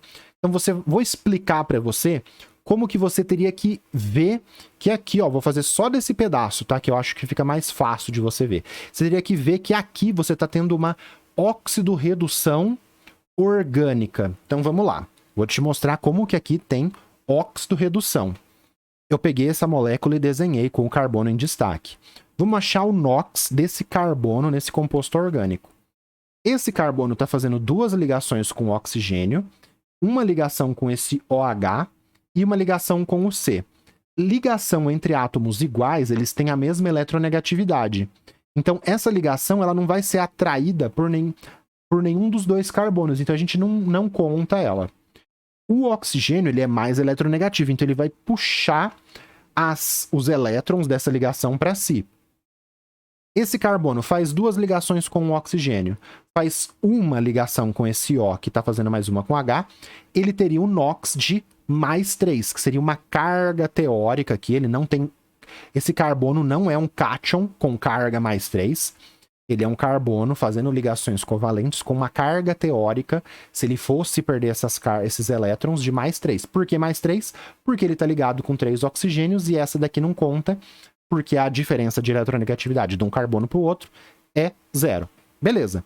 Agora vamos sair. Então o NOx desse carbono é mais 3. Podia ter feito desse? Podia, mas eu quero fazer desse. Agora vamos sair daqui e vir para cá. Formei esse composto. Vamos calcular o NOx desse carbono? Perdeu 3, porque ele está ali fazendo 3 ligações com oxigênio, mas o hidrogênio é menos eletronegativo que o carbono. Então, esse carbono ele vai ganhar um elétron desse hidrogênio. Então, perdeu 3, ganhou 1, menos 3 com mais 1 dá... Desculpa, mais 3, né? Ele teria se fosse essas duas, só que como ele tá ganhando um elétron daqui, então perdeu 3 elétrons, mas ganhou 1, fica mais 2. Esse daqui cancela com esse. Então, esse carbono foi para um NOx mais 2. Então, daqui para cá, esse carbono, ele sofreu uma redução. O que é redução? Redução é receber elétrons. Recebeu elétrons, reduziu. Este carbono daqui para cá sofreu uma redução. Se sofreu uma redução, é uma reação de óxido-redução. Alguma outra coisa se oxidou para esse carbono reduzir. Vamos fazer agora daqui para o CO2? Vamos. Então ele saiu disso daqui e virou CO2. O que é o CO2? É C dupla O, C dupla O. O C aqui ele está perdendo elétrons, né, nessa tendência de perder elétrons, para os 2 oxigênios. O NOx aqui é mais 4. Então ele saiu de mais 2 e foi para mais 4. Ele perdeu 2 elétrons. Quando perde elétrons, oxida. Então, daqui para cá ele reduziu, daqui para cá ele oxidou. Então tem uma redução quando o NOx, né, diminui e uma oxidação quando o NOx aumenta. Aqui ele perdeu elétrons, saiu de mais 2 para mais 4. Ele está com carga mais 4? Não. Carga é carga de verdade. Por exemplo, esse Cl- aqui. Esse Cl- ele tem carga de menos 1, que é carga mesmo. Aqui esse carbono tem carga de mais 4? Não. Ele teria uma carga teórica. Isso que é o NOx aqui nesses compostos inorgânicos, que esse é um composto inorgânico, e esse NOx no composto orgânico. Beleza? Expliquei para você entender o que está acontecendo. Neutralização, H+ com H-, desidratação em duplas, alceno formando... Desculpa, álcool formando alceno, álcool formando éter, precipitação teria que ter alguma coisa indicando, substituição, a molécula fica quase igual, sai um grupo, entra outro, fica quase tudo igual, não foi isso que aconteceu aqui. Óxido-redução, alternativa A. Beleza? Qualquer dúvida, deixa um comentário, hein? Ou um elogio também, né? Pode ser. Vamos pro próximo? Opa, questão 125. Essa questão zoada. Zoada. O descarte dos conjuntos 1 e 2 resultará respectivamente em... Então, descarte dos conjuntos 1 e 2, vamos ler o texto. Mas vai liberar gás tóxico, reação oxidativa forte, vamos ler. É uma questão que cobre uma coisa muito específica, tá, pessoal? Então vamos lá. Os riscos apresentados pelos produtos dependem de suas propriedades e da reatividade quando em contato com outras substâncias. Para prevenir riscos devido à natureza química dos produtos, devemos conhecer a lista de substâncias incompatíveis e de uso cotidiano em fábricas, hospitais e laboratórios, a fim de observar cuidados na estocagem, manipulação e descarte. Eu tenho reagentes químicos na minha casa, porque eu sou um professor de química, de vez em quando eu gravo alguns shorts de experimentos, eu não vou deixar um ácido do lado de uma base, porque se eles reagir, vai liberar calor, vai ser horrível. Eu deixo a base num lugar, deixo o ácido em outro. Tem reagentes orgânicos, por exemplo, compostos orgânicos, eu tenho uma glicerina. Eu não vou deixar a glicerina junto de um ácido, junto de um agente oxidante. Então eu tenho que separar tudo por categorias para os reagentes ali no meu armário, que eu tenho aqui em casa, não reagir. Beleza? Para não ter acidentes, é isso que ele está te falando aqui. O quadro mostra alguma dessas incompatibilidades, coisas que você não pode deixar junto, que podem levar à ocorrência de acidentes. Incompatíveis. Ácidos minerais fortes são incompatíveis com bases, cianetos e hipoclorito de sódio. Riscos associados: reação enérgica, explosão, produção de oxidante forte, produto tóxico. Ácido nítrico concentrado. Mas o ácido não é um ácido também? Por que o ácido nítrico está diferenciado aqui? Porque ele tem um comportamento diferente dos outros ácidos. O ácido nítrico não pode ser misturado com matéria orgânica porque ele é um oxidante. O ácido nítrico, ele oxida matéria orgânica. Então, reação enérgica, explosão e produto tóxico. É uma coisa muito específica, você vai ver. Considere que houve o descarte indevido de 2 conjuntos de substâncias. Ácido clorídrico concentrado, que é esse daqui, com cianeto de potássio. E ácido nítrico concentrado com sacarose, que é matéria orgânica. Então, 1 é esse com esse, vai acontecer isso. E o 2 é esse com esse, vai acontecer isso. Fácil, tá tudo aí, né? Então, o descarte dos conjuntos 1 e 2 resultará, respectivamente, liberação de gás tóxico. Por que gás tóxico? Então, cianeto de potássio, cianetos. Quais que são os assuntos aqui envolvidos nessa questão?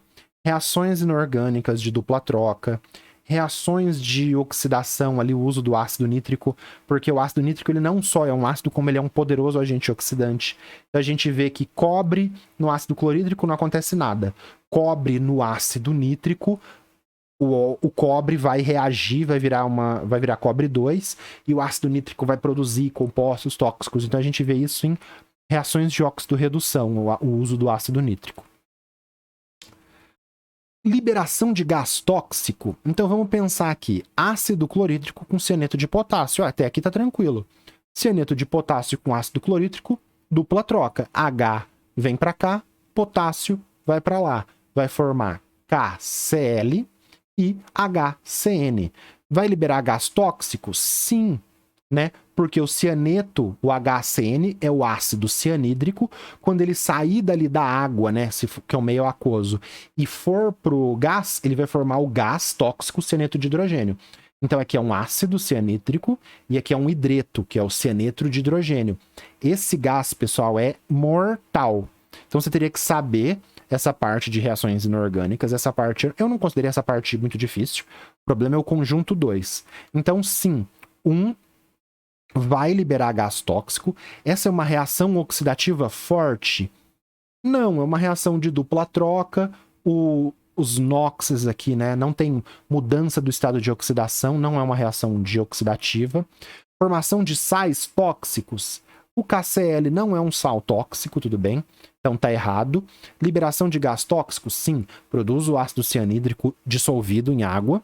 Quando esse gás ali, esse HCN, que é uma substância volátil, sai, forma o gás tóxico. Então a gente fica entre o A e o D. 50% de chance, por isso reduz um pouco a dificuldade. Agora o B, ele requisita um conhecimento mais específico.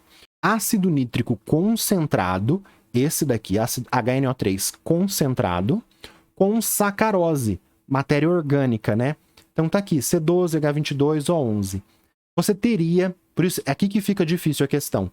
Você teria uma reação oxidativa forte ou você teria liberação de gás oxidante? Então, você seria tentado a pensar que tem liberação de gás oxidante. Por quê? Se você conhece a reação um pouco, Você sabe que o ácido nítrico ele produz um gás castanho. Olha só, isso é chato, né? Você teria que saber que o ácido nítrico é um poderoso agente oxidante. Então, como ele é um poderoso agente oxidante, vai ter uma reação oxidativa forte. Porque o ácido nítrico é um poderoso agente oxidante e ele oxida o cobre, por exemplo. Ele oxida matéria orgânica, sendo que o ácido clorídrico não faz isso. Por isso que ele tem uma classificação separada. Você poderia se confundir achando, se você lembrasse, o ácido nítrico produz o NO2, que é um gás castanho. Eu acho que esse gás castanho é um... Oh, meu Deus, cadê? Ele é um gás oxidante, mas não, ele não é um gás oxidante. Seria, por exemplo, NO, que seria no caso do cobre. Então, eu acho isso aqui muito específico, por isso que eu achei difícil. Então, aqui você não precisaria saber essa reação. Você teria que lembrar que o ácido nítrico é um poderoso agente oxidante que oxida matéria orgânica, produzindo, por exemplo, ácido oxálico. Essa reação é o ΔH menor do que zero, porque libera muito calor, né? Então você tem um pouquinho de sacarose, um pouquinho de matéria orgânica, joga ácido nítrico, libera muita energia, libera gás castanho, uma reação oxidativa forte. Por isso que é a alternativa A. Tudo bem? Como eu acho isso muito específico, eu classifiquei isso como difícil. Inorgânica, essa inorgânica descritiva que eu te conto e você lembra, é difícil mesmo. Vamos pro próximo? Passando aí, questão de física. Opa, essa daqui também, hein? Muita gente caiu na besteira aqui. Vamos ler, ó. Essa nanotecnologia aplicada na proteção contra a corrosão se baseia na corrosão, né? Então, corrosão eletroquímica, a gente estuda NOx, estuda reações eletroquímicas, estuda pilhas, depois estuda eletrólise, depois a gente aprende processos de proteção à corrosão, porque alguns trabalham com a questão da eletrólise, depois lei de Faraday e outras coisas.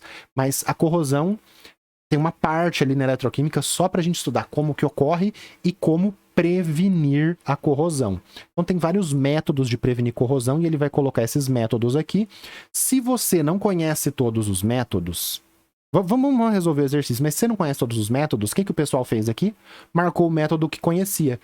Metal de sacrifício, é o que eu sei. Marcou metal de sacrifício porque era o que conhecia, mas não é metal de sacrifício. Então vamos lá, vamos ler, vamos entender para você ver aí. Então vamos ler. Eu vou tirar aqui só para eu conseguir ler, tá? A nanotecnologia é responsável pelo aprimoramento de diversos materiais, incluindo os que são impactados com presença de poluentes e da umidade da atmosfera, causadores de corrosão. O processo de corrosão é espontâneo e provoca a deterioração de metais, né? Bicicleta na praia, janela, dobradura na praia. Quem mora em cidade litorânea sabe como corrosão é brabo. Né? Eu fui visitar uma amiga que morava em Itanhaém. Meu Deus, as dobradiças da janela tudo destruída por causa da maresia, né? Que causa corrosão. Deterioração em metais como ferro. E em presença de oxigênio e água, sofre oxidação, conforme ilustra a equação química. Então, ferro, água, oxigênio forma a ferrugem. Então, o processo de corrosão é espontâneo e deteriora metais, como a gente conhece em cidades litorâneas. Uma forma de garantir a durabilidade da estrutura metálica e sua resistência à umidade consiste na deposição de filmes finos nanocerâmicos à base de zircônia e alumina, sobre a superfície do objeto que se deseja proteger. Uso de metais híbridos e nanocompostos como revestimentos anticorrosivos do aço. Revestimentos, né? Então, deposição, tá. Química nova. Então, vamos voltar aqui, o que estava aparecendo antes, que eu tirei para conseguir ler. Então, essa nanotecnologia de formar filmes, revestimentos anticorrosivos, está escrito aqui na matéria, aplicada no combate à corrosão, né? Se baseia na... Então, vamos ler o que estão falando. Proteção catódica, que utiliza metal fortemente redutor. Uso de metal de sacrifício, que oxida no lugar do ferro. Passivação, que fica revestido pelo seu próprio óxido. Efeito de barreira, que impede o contato com agente oxidante. Galvanização, que usa outros metais de menor potencial de redução.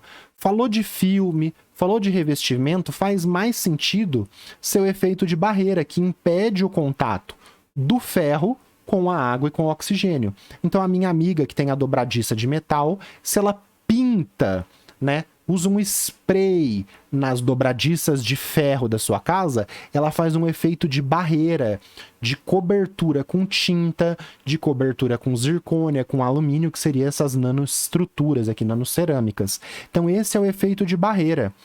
O que seria a galvanização que está aqui?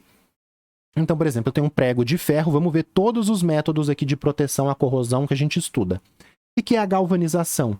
Eu pego um prego de ferro e mergulho ele num banho de zinco derretido. Então o prego é de ferro, mas ele está banhado com zinco. O que esse zinco vai fazer? Ah, ele está revestido também. Mas esse zinco ele vai se oxidar, né, no lugar do ferro que está dentro protegido. Então o prego com camada de zinco, quando ele toma um banho nesse zinco derretido, é a galvanização. Tem como fazer a galvanização também por eletrodeposição. Eu pego o prego de ferro, coloco ele para fazer uma eletrodeposição. Vou pular esses aqui para explicar esse que é parecido.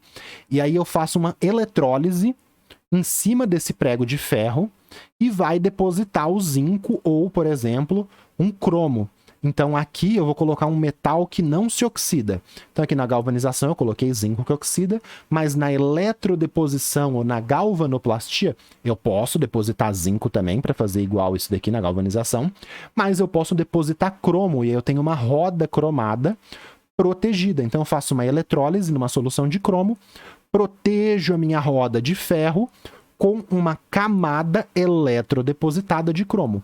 Então o metal cromo ele tem um baixo potencial de oxidação, ele não vai se oxidar fácil. Ele tem um alto potencial de redução. Aqui são metais que se oxidam facilmente, né? O zinco. Quais são os outros? Passivação. Passivação, o que é? Uma panela de alumínio. A panela de alumínio, por que ela não estraga e oxida rápido? Porque o alumínio ele é um metal que ele forma um óxido dele mesmo na sua superfície. Isso é a passivação. Então, a passivação do alumínio é a mais conhecida. A panela de alumínio não oxida, começa a abrir buraco e oxidar, porque ela forma uma camadinha como se fosse a ferrugem dela, né? Mas não é de ferro, é de alumínio. Forma uma camadinha desse óxido de alumínio que impede que o alumínio no interior interaja com a água e com o oxigênio. Então, isso é a passivação. Mas não é o caso. Você está colocando uma camada protetora. Você está fazendo efeito de barreira. Proteção catódica não é, que você utiliza um metal fortemente redutor. Proteção catódica é o metal de sacrifício, pessoal. Então aqui tem um casco de navio, ó. Aqui tá a hélice lá que fica debaixo d'água do navio. E tá vendo essas coisinhas brancas aqui, ó? Isso daqui são placas de magnésio, né? Que são colocados em navios, tubos. Para quê? Esse navio na água do mar não vai enferrujar. Quem que vai enferrujar no lugar? O metal de sacrifício, que vai fazer o quê? Uma proteção catódica. Então, o metal que oxida fácil, né? Que é um forte redutor, ele faz a proteção catódica através de ser um metal que se sacrifica no lugar do navio. Então, isso daqui é uma proteção catódica? Não. É um metal de sacrifício, que é isso daqui também? Não. É passivação, igual formação da camadinha de alumínio na panela? Não. É o efeito de barreira? Não. Desculpa, é efeito de barreira? Sim, é sim. Você que nem se pintar. E é galvanização? Usa outros metais de menor potencial de redução? Não, galvanização seria você recobrir com alguém que vai se oxidar, tudo bem? Que seria no caso do zinco, de um prego. Não. Por isso, alternativa D. Você teria que conhecer esses 5 métodos para você marcar o método certo ou ir pela lógica, né? Revestimento, filme fino é efeito de barreira, bloquear a entrada de oxigênio e água. Beleza? Vamos para o próximo? Beleza, minha câmera caiu, pessoal, desculpa, vamos voltar lá. Questão 130, penúltima. O iodo I tem função biológica e é acumulado na tireoide. Nos acidentes nucleares de Chernobyl e Fukushima, no Japão, ocorreu a liberação para a atmosfera do radioisótopo I-131, responsável por enfermidades nas pessoas que foram expostas a ele. Então esse aqui é o isótopo radioativo. O decaimento de uma massa de 12 microgramas do isótopo iodo 131 foi monitorada por 14 dias conforme o quadro abaixo. Então o tempo, massa residual. Após o período de 40 dias, a massa residual desse isótopo é mais próxima de clássica questão de meia-vida. Então a gente tem que fazer o que aqui? Achar a meia-vida na tabela. Qual que é a meia-vida? A meia-vida é o período de tempo onde a massa do material radioativo cai pela metade. Saiu de 12 e foi para 6 em 8 dias. Então, beleza, eles monitoraram por 14, mas você não usa esse 14, você vai usar o 8 dias como período de meia-vida.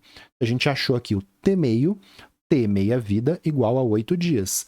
Agora, 12 microgramas foi monitorado por 14 dias. Após o período de 40 dias, a massa residual desse isótopo será D. A gente começa com as 12 microgramas, né? 40 dias vai ser o tempo de 5 meias-vidas, né? 5 vezes 8 dá 40 e tem uma fórmula e tal, mas eu vou fazer do jeito mais simples aqui, que é para você visualizar melhor. Então, a gente tem 12 microgramas no início, passa um período de meia-vida, cai para 6 microgramas, 8 dias. Isso está na tabela. Saiu de 12, foi para 6 em 8 dias. Depois passa outra meia-vida, vai para 3 microgramas. Ele quer saber em 40 dias. Então, início, 8, 16, mais 8 dias vai para 24 dias, a massa cai a metade, mais 8 dias aqui vai para 32, caiu a metade de novo, 0,75, mais 8 dias, enfim, chegamos em 40 dias, 0,375 micrograma de material residual radioativo. É alternativa? Não, mas o mais próximo é a alternativa D. É um clássico de radioatividade, meia-vida. A gente faz muito isso. Se você fez isso uma vez, você não erraria o exercício, tudo bem? Vamos para o próximo? Beleza. Última questão aqui da parte de química para a gente. Em uma prática de bioquímica para medir a atividade catalítica da enzima catalase, foram realizados 6 ensaios independentes, nas mesmas condições, variando-se apenas a temperatura. A catalase depõe o peróxido de hidrogênio, H2O2, produzindo água e oxigênio. Os resultados dos ensaios estão apresentados no quadro. Então, ensaio 1, 2, 3, 4, 5, 6, temperatura 10, 15, 20, 30, 35, 40, velocidade de decomposição, mol de água oxigenado por minuto. Então, isso daqui, pessoal, essa taxa mol por minuto é a velocidade da reação. Então, aqui está numa velocidade, a velocidade aumenta e começa a diminuir conforme aumenta a temperatura. Os diferentes, né? Então, a atividade catalítica da enzima catalase está sendo avaliada aqui em diferentes temperaturas. Os diferentes resultados dos ensaios, né? Pela temperatura, justificam-se pelo. Então, aqui a gente poderia responder essa questão pela biologia. Vou responder como químico, como parte de química, mas você também vê isso na biologia. Essa questão pode ser as duas, química ou biologia. Então, na química, a gente vê em bioquímica, na parte de enzimas, né, que fala muito disso de velocidade cinética de reações por causa das enzimas. Então, os diferentes resultados justificam-se por variação do pH do meio. Variou o pH aqui, ensaio 1, 2, 3, 4, 5, 6, nas mesmas condições, variando-se apenas a temperatura. Variei o pH? Não. Então, eu excluo isso daqui. Aumento da energia de ativação. Pessoal, a gente aumenta a temperatura, aumenta a energia de ativação conforme aumenta a temperatura? Não. A energia de ativação para a reação é uma. Se você adiciona uma enzima, que é um catalisador natural ali, né, um biocatalisador, se você adiciona a enzima, você diminui a energia de ativação. Variando a temperatura, vai variar a velocidade porque você mexeu na energia de ativação? Não. Água oxigenada com catalase tem uma energia de ativação. E aí você está mudando a temperatura e está mudando a velocidade, mas não tem nada a ver. A energia de ativação não mudou em nenhum desses casos. Consumo da enzima durante o ensaio. A enzima não é consumida. O que acontece? A enzima, o catalisador, ela é um reagente, causa reação e é liberado no final do processo para continuar catalisando. Então, ela é um reagente e um produto. Teve uma outra questão na prova que a gente viu isso com o caso do H+. Ele é consumido no início e produzido no final. Então, no balanço, ele continua constante. Tem um caso que muda a velocidade pela saturação da enzima, que eu vou mostrar no final da resolução. Diminuição da concentração de substrato? Não. A quantidade de substrato, né? A enzima é a catalase, o substrato é o hidrogênio. Você mudou a temperatura? Você mudou a concentração do substrato? Não. A quantidade de substrato em todos os ensaios é igual, a gente não mudou. Mudou apenas a temperatura. Modificação na estrutura tridimensional da enzima? Nossa, nunca ouvi falar isso. Mas os outros é tão absurdo. Vou marcar E, chuta E. É a E, pessoal. Modificação estrutural da enzima, pessoal. Essa enzima, ela funciona em um pH ideal e numa temperatura ideal para fazer a velocidade ser acelerada no processo, para acelerar o processo. Se você tem uma temperatura muito baixa ou muito alta, já saiu da temperatura ideal. Se você tem uma acidez muito baixa ou muito alta, já saiu da ideal. E aí a velocidade não vai ser, não vai ser aquela velocidade ideal, né, da temperatura e do pH ideal. Então essa aqui é a velocidade máxima. Vamos entender então o que está envolvido aqui por trás. Como que o catalisador, a enzima funciona? Tem o reagente, tem o produto, aqui no caso eu fiz uma reação exotérmica, esse é o estado de transição, né? Esse é o caminho sem o catalisador, tem uma alta energia de ativação. O que a enzima faz? Ela diminui a energia de ativação, então com a catalase, a decomposição da água oxigenada em água e oxigênio, tem um caminho com uma menor energia de ativação, então ela vai ser mais rápida. Beleza. O que isso tem a ver aqui com o nosso gráfico? Ainda nada. Agora que vai vir. Por que que na temperatura de 15 tá mais rápido e na de 20 ficou mais devagar? Professor, você falou para mim que quanto maior a temperatura, mais rápido é uma reação química. Sim, quanto maior a temperatura, mais rápido é uma reação química. Só que a enzima, ela depende da temperatura para funcionar. Por quê? Se tiver numa temperatura muito alta, tiver numa temperatura muito baixa, você vai modificar a estrutura desse catalisador que está fornecendo um caminho alternativo. Vamos pensar. O efeito da temperatura sem catalisador. Água oxigenada sem catalisador. Água oxigenada sozinha vai produzir água e oxigênio muito devagar. Quanto maior a temperatura, mais a água oxigenada vai produzir água e oxigênio. Sim, com maiores temperaturas, maiores velocidades de reação. Só que o que a gente tem aqui é uma reação catalisada. Se a reação fica mais rápida em maiores temperaturas, só que na maior temperatura você está estraçalhando, regaçando o catalisador, não vai aumentar não vai aumentar a velocidade de reação. Então vamos entender isso aqui agora melhor. pH, temperatura e concentração de substrato que eu falei que eu ia comentar. O pH, existe um pH ótimo, né, que a velocidade de reação vai ser a mais rápida possível. Em valores de pH acima ou abaixo desse pH ótimo, já diminui a velocidade de reação. E como no caso do exercício, tem uma temperatura ótima também. A enzima ela vai tendo modificações na sua estrutura em menores ou maiores temperaturas que não vai funcionar nesse valor ótimo. Por isso que é a alternativa E. Tem como consumir toda a enzima? Não, eu falei. A alternativa C aqui que eu tinha comentado disso de saturar a enzima. Tem como consumir toda a enzima? Não, a enzima não é consumida. Ela consome, mas se forma e continua lá no meio. O que pode acontecer é ter pouca enzima. Então, você tem muita água oxigenada e pouquinha catalase para fazer isso. Então, você está aqui variando a concentração por uma quantidade fixa de enzima. E acontece que você vai aumentando muito a concentração, a enzima não consegue trabalhar, atender todo mundo, porque tem muito substrato, muita água oxigenada para pouca enzima. Então pode acontecer de saturar a enzima, a velocidade não aumentar, conforme você aumenta a concentração, porque ela está saturada. Isso aqui você vê na biologia também, só estou trazendo só para você entender as três situações, os três gráficos aqui que a gente tem. Tudo bem? Alternativa E.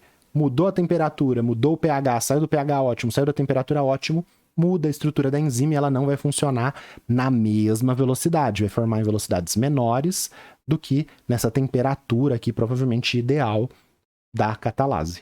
Beleza? Acabou? Será que acabou? Acabamos, pessoal. Fizemos 15 exercícios, meu Deus.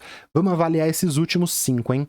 Reações orgânicas, classificação como óxido redução, aquela de química ambiental, né? Uma questão muito de química ambiental, mas eu classifiquei como orgânica porque tinha aquelas reações do TCE, reações de oxidação orgânica. É uma coisa que a gente vê, lá pro final da matéria, difícil, mas nada muito absurdo. Já as reações inorgânicas que a gente viu na questão 125, de oxidação com ácido nítrico e matéria orgânica, eu achei muito específico, achei difícil por causa disso. Vamos ver quando sair as notas, os resultados, né?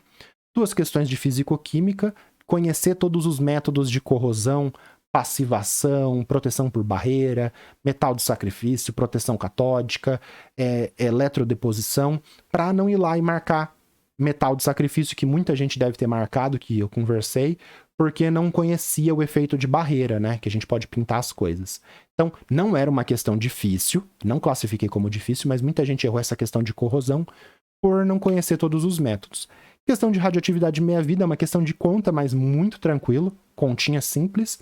E essa questão de bioquímica, que dava para ter sido resolvido com biologia também, para fechar aí, uma questão normal, né? Tudo normal. É uma questão de você entender o efeito das enzimas em temperatura, né, e pH, e lembrar da temperatura ótima, pH ótimo, tudo bem? Então fizemos 15 questões, vamos lá para minha cara inteira. Muito obrigado por ter chegado aqui até o final. Se você puder me ajudar a se inscrever, deixar um comentário para dar aquele engajamento, alguma dúvida, assim que der eu respondo. E muito obrigado. E tem uma playlist com várias resoluções de outros anos, de outros vestibulares. Dá uma olhada, navega aí. E qualquer coisa, tamo aí. Valeu!